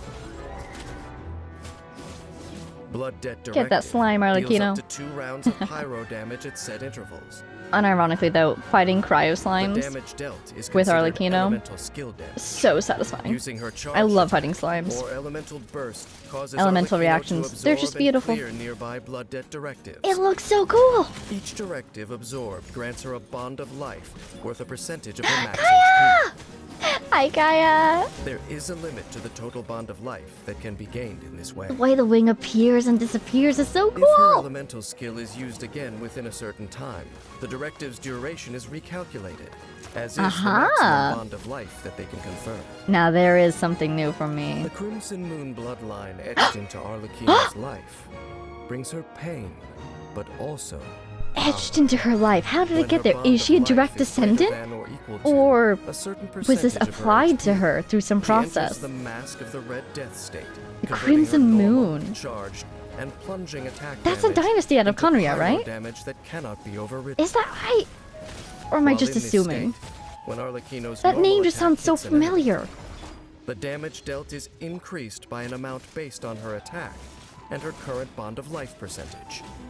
A portion of her bond of life is then consumed. Consuming bond of life in this way shortens the cooldown of her elemental skill. All is ash.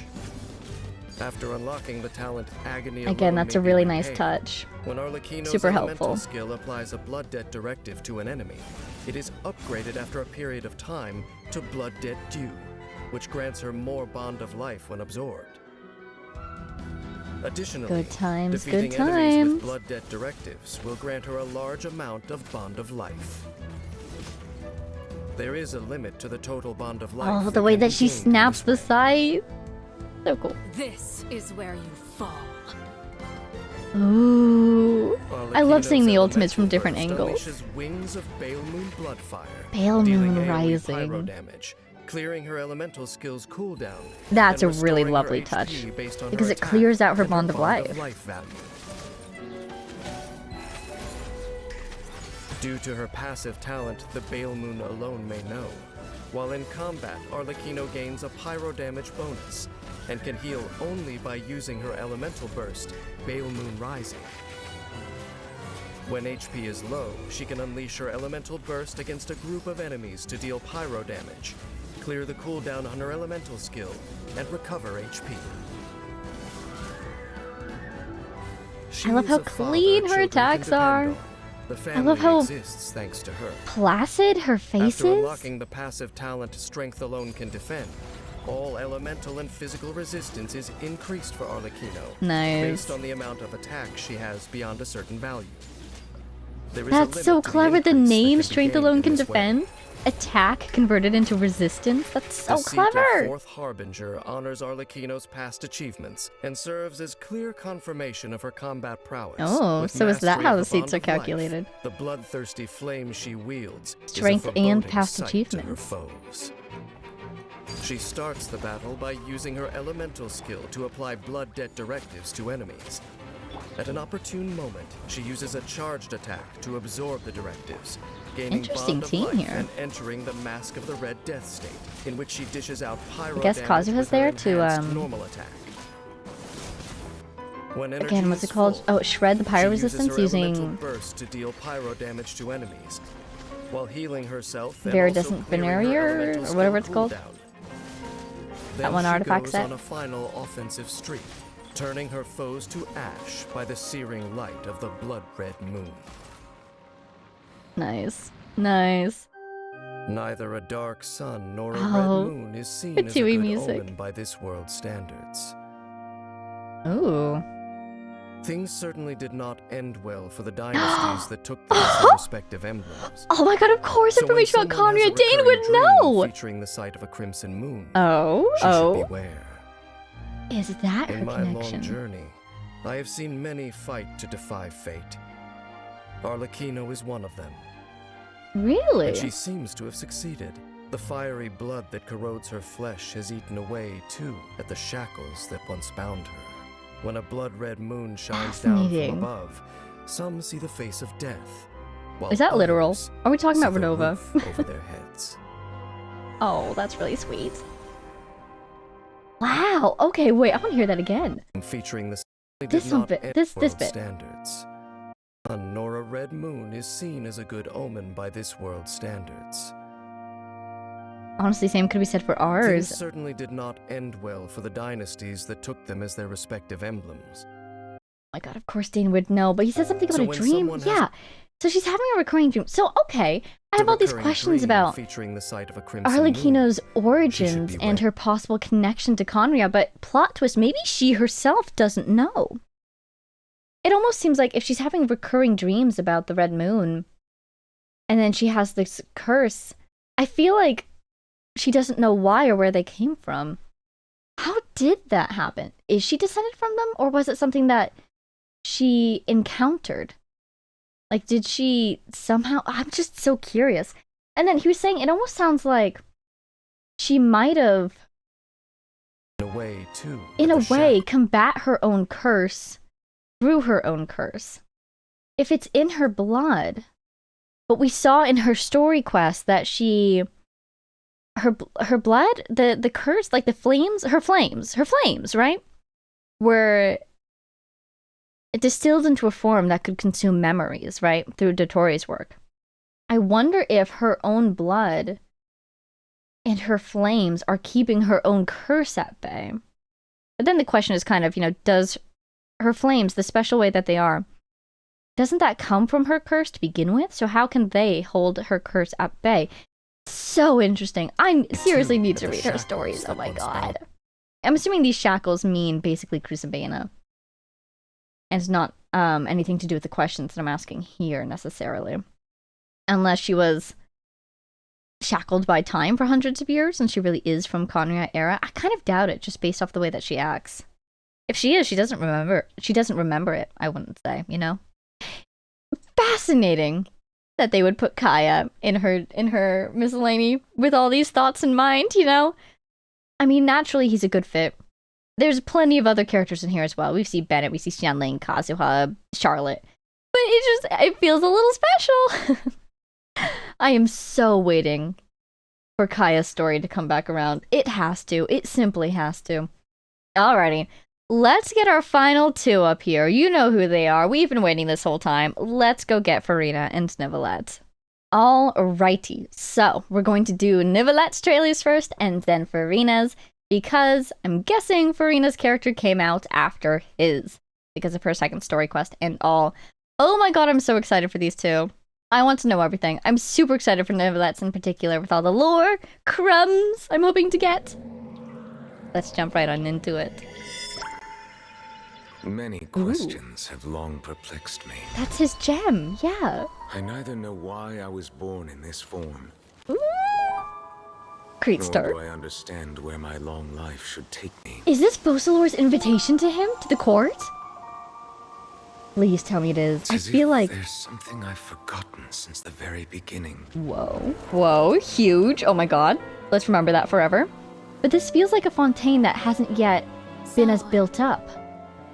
Why don't you try to find the answer for yourself? That's Fosalor right there. That eye that's on his hand.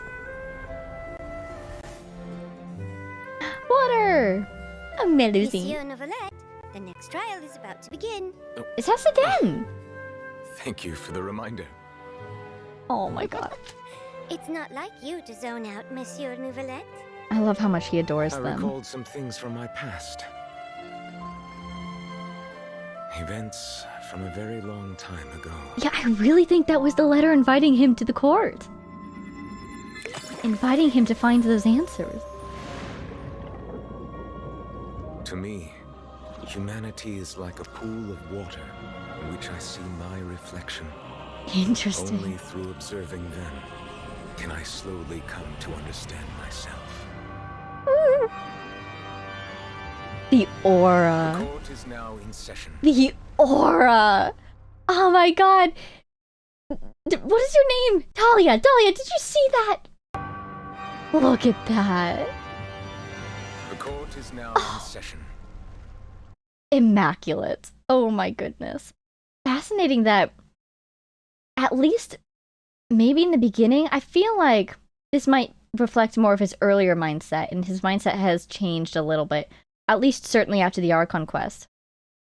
Because if humanity was a pool of water in which he sees his own reflection, he comes to understand himself more by observing humanity. I feel like nowadays he's closer.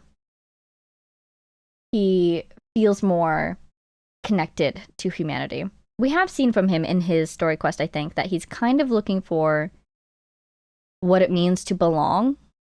So I don't know if he necessarily feels that he belongs with humanity as of yet, but I feel like he's closer to them than simple observation at this point, Particularly because he's made some really important friends, and besides just friends, he's also met some people that have had profound impact on his life in other ways than just friendship. I'm thinking of Navia and her father, because I think that case had a huge impact on him. And also potentially you could say that friend that he had that willingly took the fall way back when the Melusines weren't yet accepted. But yeah, I seriously think this must be like early Fontaine. There's like nothing here. Okay, question does arise. How does he have this outfit already? But like, there's nothing here. But I'm guessing this is somewhere in Fontaine, and I really think that's the invitation. That's so cool! I love it. Oh my god. And we can kind of hear, I think, what she said to convince him to come to the court. Let's see, where was that? Why don't you try to find the answer for yourself? Yeah. So cool. So cool. Again, crumbs of lore. That's what I wanted. That's what we got! I'm so happy. You call that evidence? It's not I heard they convincing were at lovers all. turned enemies. Sounds like we're in for quite a show. That's Neither impossible. There's that much more. Quite a show, no way you is it say. all clean. Ooh. Ooh. The court is always filled with a cacophony of voices. Is this his theme? Schadenfreude. Oh my god. Indignation. Terror. Emotions burst forth from the depths of the heart and surround their host like a dense fog. Ordainer of inexorable judgment. The Ortrees. All the water and the primordial elements of it, you can see those purple hues. Oh my god. Is that a cello? That's perfect. That low string, you know? It has his gravitas, but also his emotion.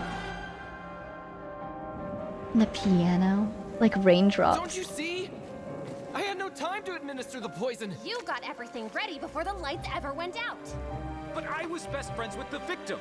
Except you secretly hated each other after what happened 5 hours ago. Rotten to the core. There's no use in hiding. Oh.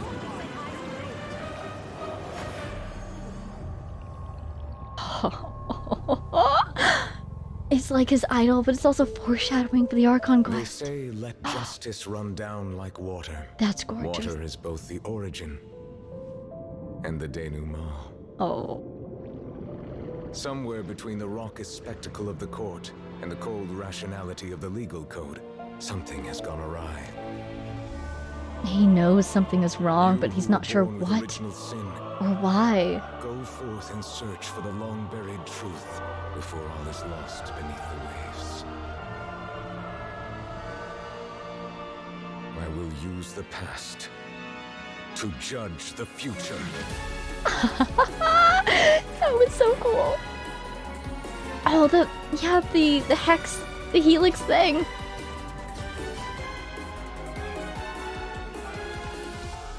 In the end, Ooh. countless rivers of emotion shall flow into one, Reminds me of Inazuma a little bit. and the tumult shall give way to lasting peace.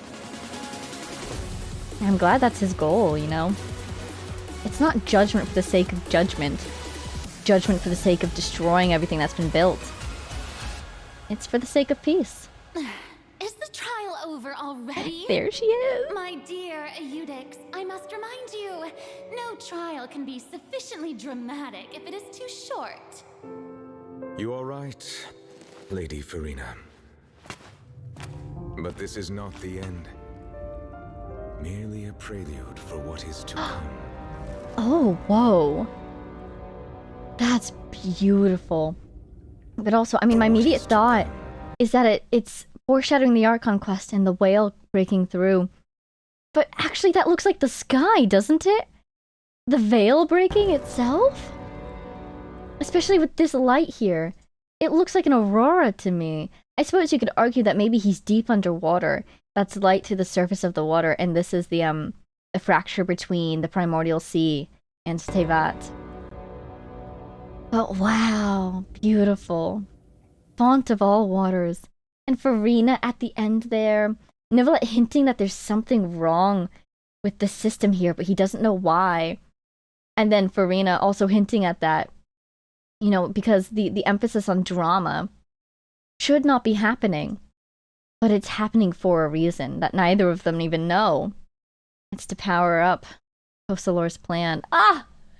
Fontaine, I'm remembering how good you were. Alright, collective miscellany meme. I do have Nivelette. I've never really used him all that much. I have used him in the Abyss. He has come in clutch there. But I would love to know how to use him a little bit more. All I know is click and spin. In Fontaine, where the world's waters converge, the stage blurs the line between drama and reality. But high above the histrionics stands a solemn cool word. figure whose demeanor seems at odds with the spectacle below. The pleasure is all mine. Neuvillette The is extremely question adept at marks! using hydro, So he was released. He must have been an earlier character, maybe a middle of the Archon Quest character, and they obscured his character details. That's so Despite cool. having neither a vision nor any professional training, They directly point Nervilette's out diving skills are that he vastly doesn't have a superior to the vision. ordinary person. How If cool. Nervilette is in the party, underwater God, there's like the sprint speed is tide. increased for your own party members. Okay. Makes sense. The water Nervilette's itself normal coming attack to your aid, calls forth perhaps. the waves with his cane, performing up to 3 strikes that deal hydro damage. While charging, It really feels like if you do it Nervilette's from a charged attack distance, slowly gathers the he's power of the smiting them. source water to Hydro form a itself seal of striking them arbitration. down. He can move freely and change direction while the seal is formed. I keep forgetting that. I need to remember that because I keep just getting hit, you know? If he stops charging before the seal is fully formed, Nervilette consumes a set amount of stamina to perform a charged attack.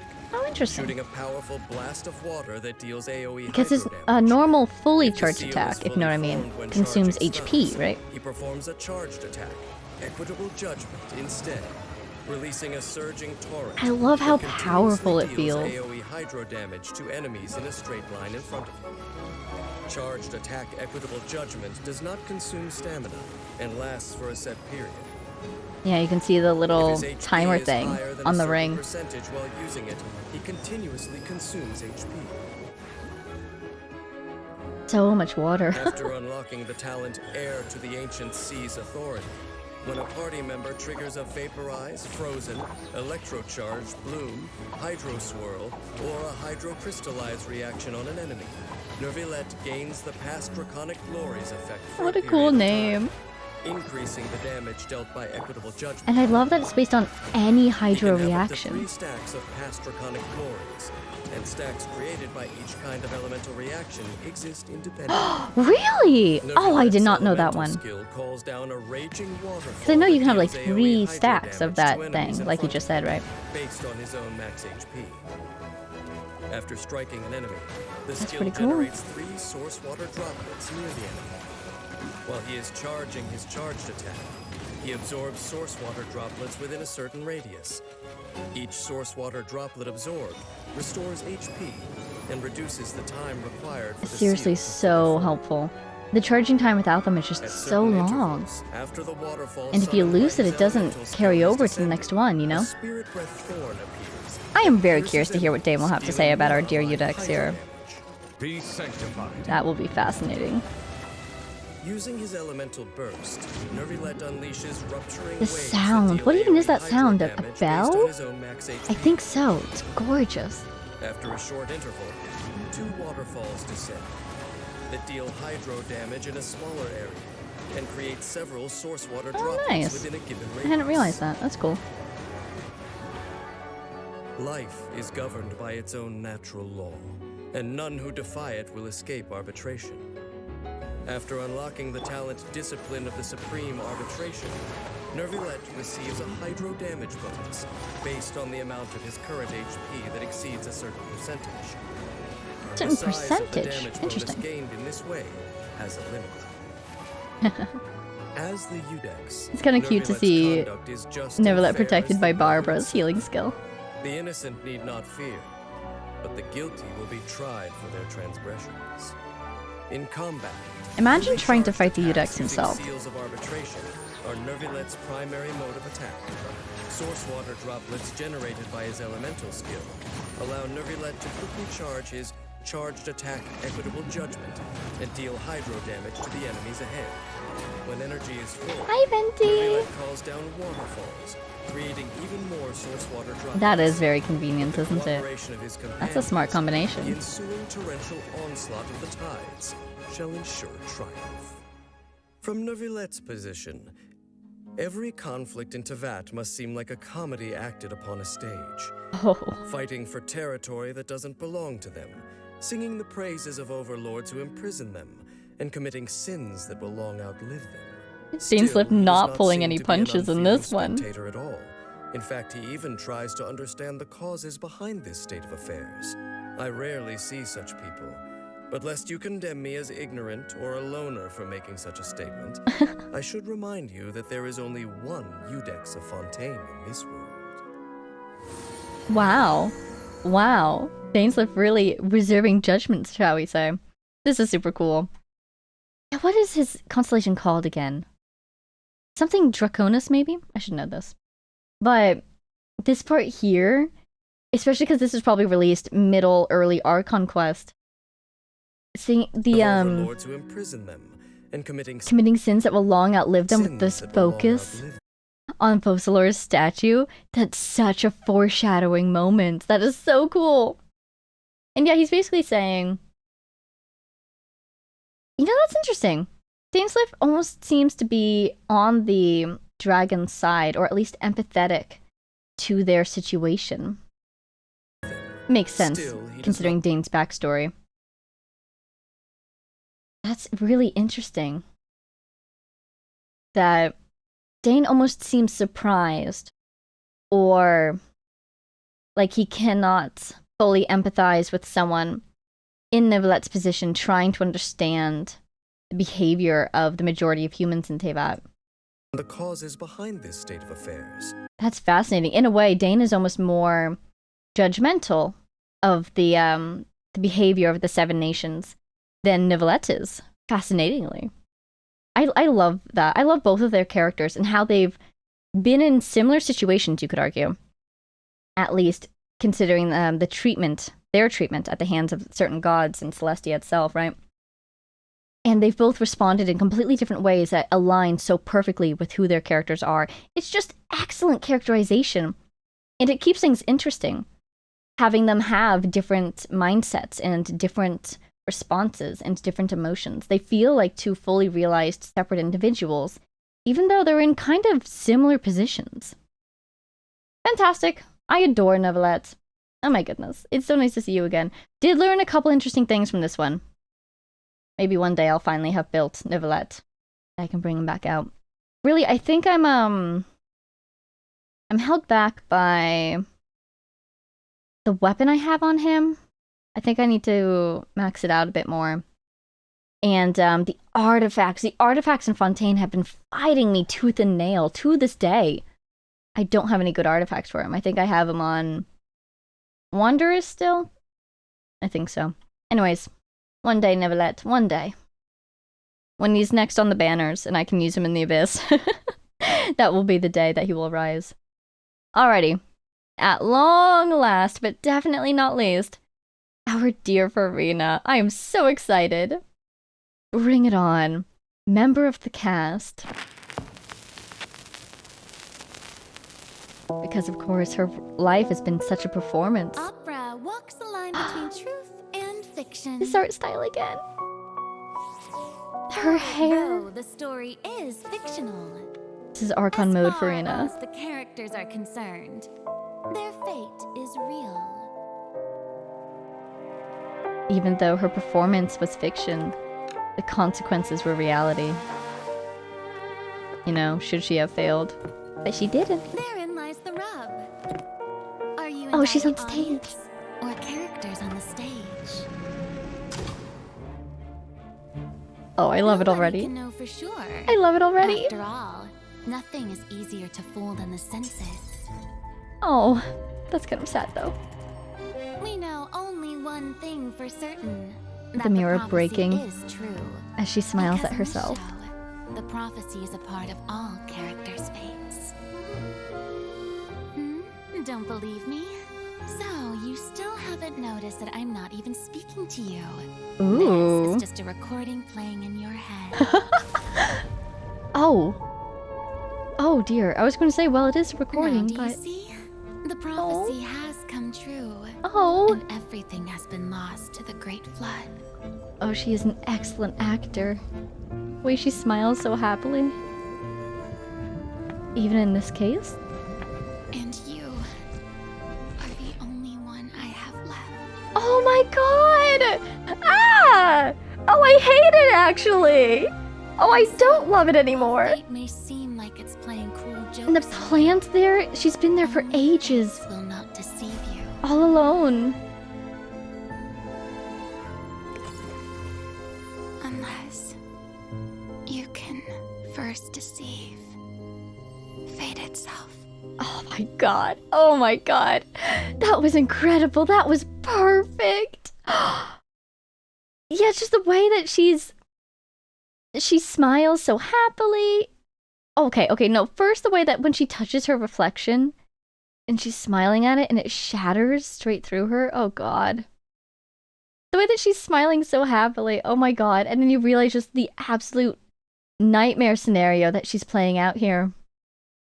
But these plants in the courtroom, it's been such a long time since she lost everyone. I imagine that this is basically her greatest fear. This is probably the nightmares that she had. Because presumably she would have dissolved as well had the prophecy come true and had everyone died. You know, the prophecy did come true, but Neuvillette really avoided the most dire parts of it. Anyways, and then the reference here at the end with the tear, you must deceive fate itself. Oh my god.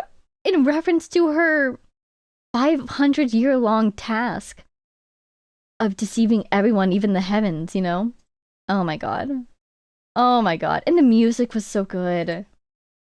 Okay, Farina, all the world's a stage. It looks so happy. Should we be deceived, though? I don't know if I'm prepared for heartbreak a second time. But we'll do it for Farina. Oh, hello. Welcome to the most spectacular show in the history of Fontaine. Is it the story of Fontaine itself? Is this a radio broadcast?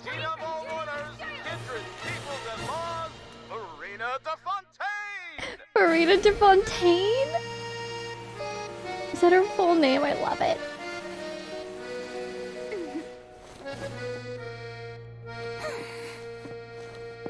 The floor is yours, Farina.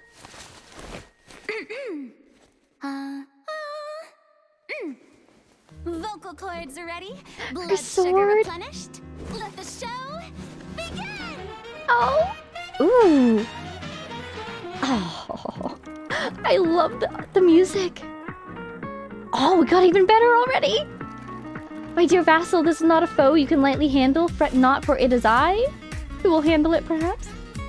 I got so nervous because that stage she was on earlier was the stage from the finale of the Archon quest. But this is cute! And I love the song. It's so fun.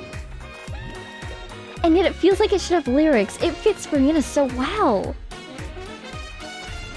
It's fun, but it has flair and a little bit of sadness to it, perhaps. Oh, we know you from that one event.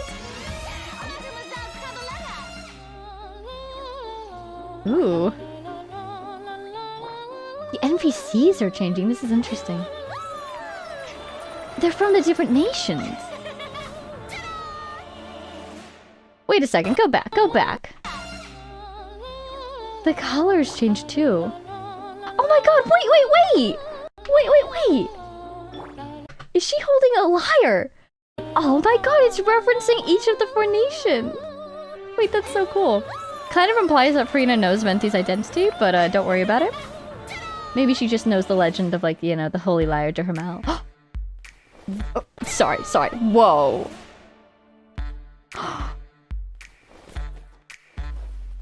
Oh, yes. Oh my god, that was so cool. She does know how to work a stage, doesn't she?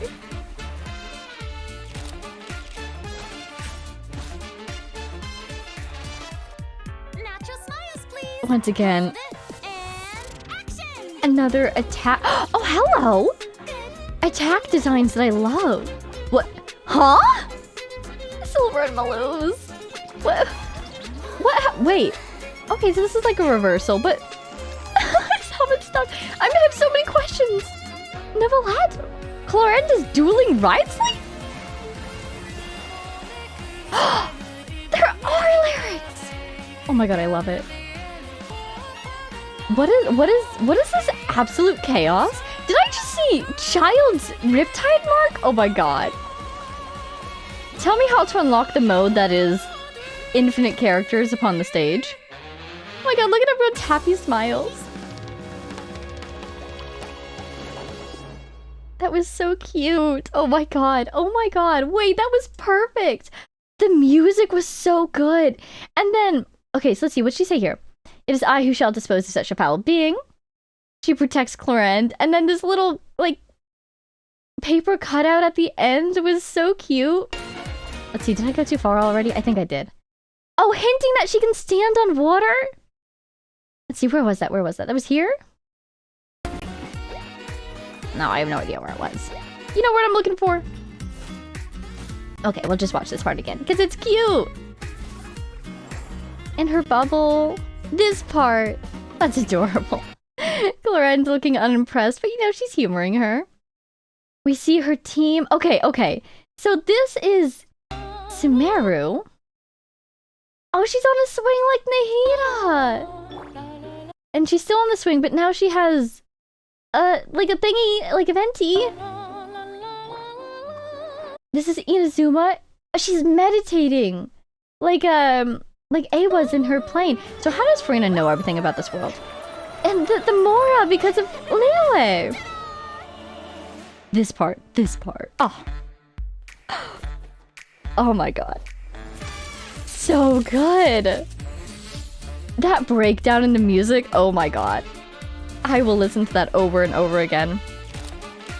Oh my god, showing the different forms of her attacks. Okay, okay. So she's directing an action movie. Novelette's getting arrested for some reason by the Spina di Rosula. Over here, I would love to be able to access the mode that is, hey, no longer a 4-character limit. Try, let's see, 1, 2, 3, 4, 5, 6, 7, 8... 9 even. 9 characters. And look at all this. Look at Wriothesley beaming. That's terrifying. Wait, I have to see this again. Everyone was... What was... They were fighting? And then the guards were arriving too? Ah, the music is so good. The words. Yeah, they're fighting. Oh my god. Remini just completely taking this one guy to town. Wriothesley boxing, of course. Did Child just jump, like, people's elbow that guy? I think he peopled out I think he just took him out of existence, actually. Wait, look. Child is, like, about to stomp on that dude. Dude's gone. Oh, I think it's this guy, actually. Never mind. These two were fighting. This guy helped him out. This is hilarious. That's adorable. What is even happening here? I want to see, what was Navia doing during all this? The music is so good. Everyone taking their positions. Where's Navia? Should be right here. Oh, she's just arriving now. Okay. Oh, they're just chatting? That's adorable. It seemed like Navia and Clorinde were just like talking to each other right here. I love it. Then at the end here, for some reason, very entertaining to me that she's in her healing form. She has the long hair, but she has her 3 little friends. Wow, that was fun. That was a lot of fun. Thank you, Furina, for your performance. Wow. That song was so good. I can't stop thinking about that one moment. Twists never fail to amaze. You can never predict whether her next song will be a rousing soprano or a melancholy contralto. She's got the range. Dance will next lead the audience's gaze. Oh, she's up there. How'd she get up there? That was a snippet from one of the most popular editions of The Steambird. Aw, written by Charlotte, I'm guessing. I knew you'd miss me. The question marks. Furina has an entourage. So was she released for her story quest, or maybe at the same time? I would assume. To show her gratitude, she occasionally invites them to her tea parties. Oh, ultimate Furina. She can use all 4 at once. With the doors open wide before her, the notion of a stage is not so narrowly defined. While Furina is in the party, the sea is my cooldown of stage. xenochromatic Fontamer aberrant skills Wow. is reduced. That's powerful. I feel like I knew that was her skill, but I never realized until just now how powerful that is. 4 sword strikes, dealing physical damage to enemies. Using a charged attack consumes a set amount of stamina to unleash her Pas Seul aura, dealing physical damage to nearby enemies, and changing Furina's Arca alignment.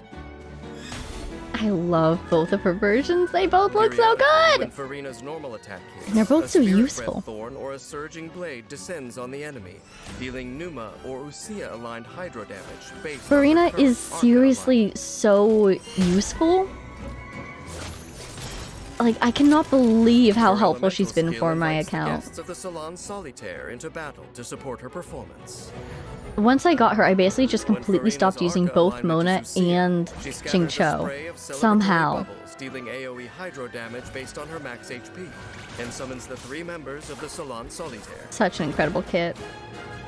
Namely, Gentilhomme Usher the Ball Octopus, Hello. Surintendant Cheval Moran the Bubbly Seahorse, and Mademoiselle Crabaletta the Armored Crab. I love their little The accessories. Salon members periodically attack nearby enemies, prioritizing the active character's target, and deal hydro neat. damage I didn't know that based on detail. max HP. That's really nice. When a Once Salon again, the member shell attacks, broke. I the guess it strength only of the happens for the attack big, increases based on the number of big nearby crabs? party members whose current I try HP not is to attack over the a crabs. certain Hi, percentage Kaya. and consumes In some general, HP because from they generally don't want to be attacked. The more characters that meet the requirements, the greater the increase. When Farina's Arca alignment is Numa, she summons the Singer of Many Waters, which periodically heals nearby active characters by an amount based on max HP. If Farina's elemental skill summons are on the field when she uses a charged attack, the lineup switches to match her new Arca alignment. It's just such a The well-designed Salon members kit. and Singer of Many Waters share Everything a fits duration. together. The So only when the problems lineup I've ever had with changes, Farina are the things new like guests inherit the remaining duration. when I'm in While the Salon members chess. or Ah, Singer of there she Many Waters goes. exist, When I'm in the Farina chess can walk weekly boss domain, if she has After one of her unlocking salon the members on the talent field, Unheard Confession, when Farina's the elemental field skill changes is from the enhanced first in 2 ways. phase into the second phase, And the the interval between heals from the Singer of Many what are Waters they is called? decreased. The salon members, they're scaling left with max behind, HP. but the cooldown doesn't reset. But if you just The change your maximum arc, buff that can be then obtained it this summons a way new one. has a certain limit. That's literally the only issue I've ever had with Farina. I adore Harnessing the her. spirit of revelry, Farina's elemental burst creates a stage of bubbles and foam that deals AoE hydro damage based on her max HP, and causes all party members to enter the universal revelry state. Everybody While in is universal legally revelry required to state, party, Each basically. time a nearby party member's HP rises or falls, Farina gains 1 stack of fanfare per 1% of their max HP that is gained or lost. The damage dealt by, and incoming healing bonus of, all nearby party members will be increased based on Farina's fanfare. Baiju! When the duration Wow! ends, all stacks of fanfare are clear.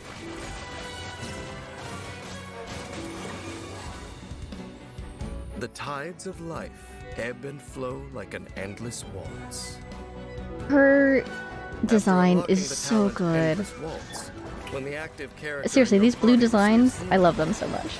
If the source of the healing is not Farina herself, and the healing overflows, then Farina will periodically Jumping heal around. a nearby party member by a certain percentage of their max HP for a short duration afterward. While Farina prefers the opera house stage to the theater of combat, she has some insight into the common ground between battle and acting. Just a little fanfare can turn an impromptu performance into a tour de force. Ha ha ha. Farina's Again, primary Dane and the tool in combat puns. is her elemental I want Dane to meet Sino. with which she summons her entourage Just want to see what to happens. assist Just her in want to see. battle. By switching between her guests with her charged attack, she can change her Arca alignment to suit the demands of the battle. Oh my god, it looks When so energy cool! is full, Farina fashions a stage out of foam and bubbles. As she accrues fanfare from her fellow party members, she bolsters their combat capabilities, building up to a glorious finale fit for the finest opera. Yay, congrats! While I can't claim much expertise when it comes to opera, Oh, I have Dane heard is going that to actors love often Farina. Oh rehearse my in front god. of the mirror. On the one hand, they need to immerse themselves in the character and the scene. Oh, And hello. on the other, they must see themselves from the perspective It's of the foreshadowing. audience to decide Or a whether their reference act to is emotionally Farina and compelling. Focalor. I'm sure that Farina too has spent time adjusting her technique in front of the mirror all alone. But I No wonder, reflection. who is it that she really sees looking back at her.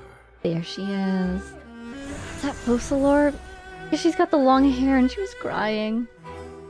And I could see Farina being the one crying because she's been so lonely. But could it have also been Focalor? Wow! I'm surprised Dane didn't say anything about, you know, her acting skill and deceiving even the divine. And, you know, the throne thing. When was this character released? When was Farina released? I could have sworn it would be after the Archon quest, simultaneously with her character story quest. But I guess maybe his thoughts on that would be reserved for a theoretical miscellany on Focalor, perhaps. But still, she was a huge part of that plan. Would have been really cool to get his thoughts on that. Wow. Definitely a couple good things in here to remember for me. Super helpful as always. Thank you, Dane. And I suppose that brings us to the end of our Fontaine character trailers and demos and whatnot. Wow. I adore Fontaine. I mean, I adore every nation in this game, let's be real. But it was just so much fun to watch these and hear all the music and see all the attacks. Fantastic times, wow. Alrighty. Well, I guess that's all for now. I think we pretty much heard my thoughts as we went along. I don't believe I have anything else to add. But as far as I know, I got everybody, right? I got everybody, right? That was all of them, right? Let me know if I missed anybody and I'll try to, I'll have to do another video or a stream in the future, I guess, where I get some of the people that I missed, because I definitely have characters from previous regions that I still need to get to as well. So let me know if I missed anybody. I'll try to amend that in the future in some way. But for now, we are done here. So thank you all so much for watching. I hope you enjoyed. These trailers are always such a delight. And I hope I did your favorite one justice. You know, Fontaine, I need to stop. Stop explaining the pun. That's Sino's greatest weakness. Anyways, I hope you enjoyed. Thank you all so much for watching. A big shout out to our Patreon supporters, Jay Blakewood, Konosard, Power of Chaos, Mary, Edu, Gibrilia, The Loyal Servant of Her Majesty, the Tsaritsa, Ruru, Axel Iron, Jake Quellen, Lunar, Sonova, Mathsan, Marcin, Marcus, Sal, Don't Call It, Brian, Warp, and a new patron who recently joined us, Summer. Thank you for joining the Patreon team. Thank you all so much for your support. Thank you to everyone for watching, and I will see you all in the next one.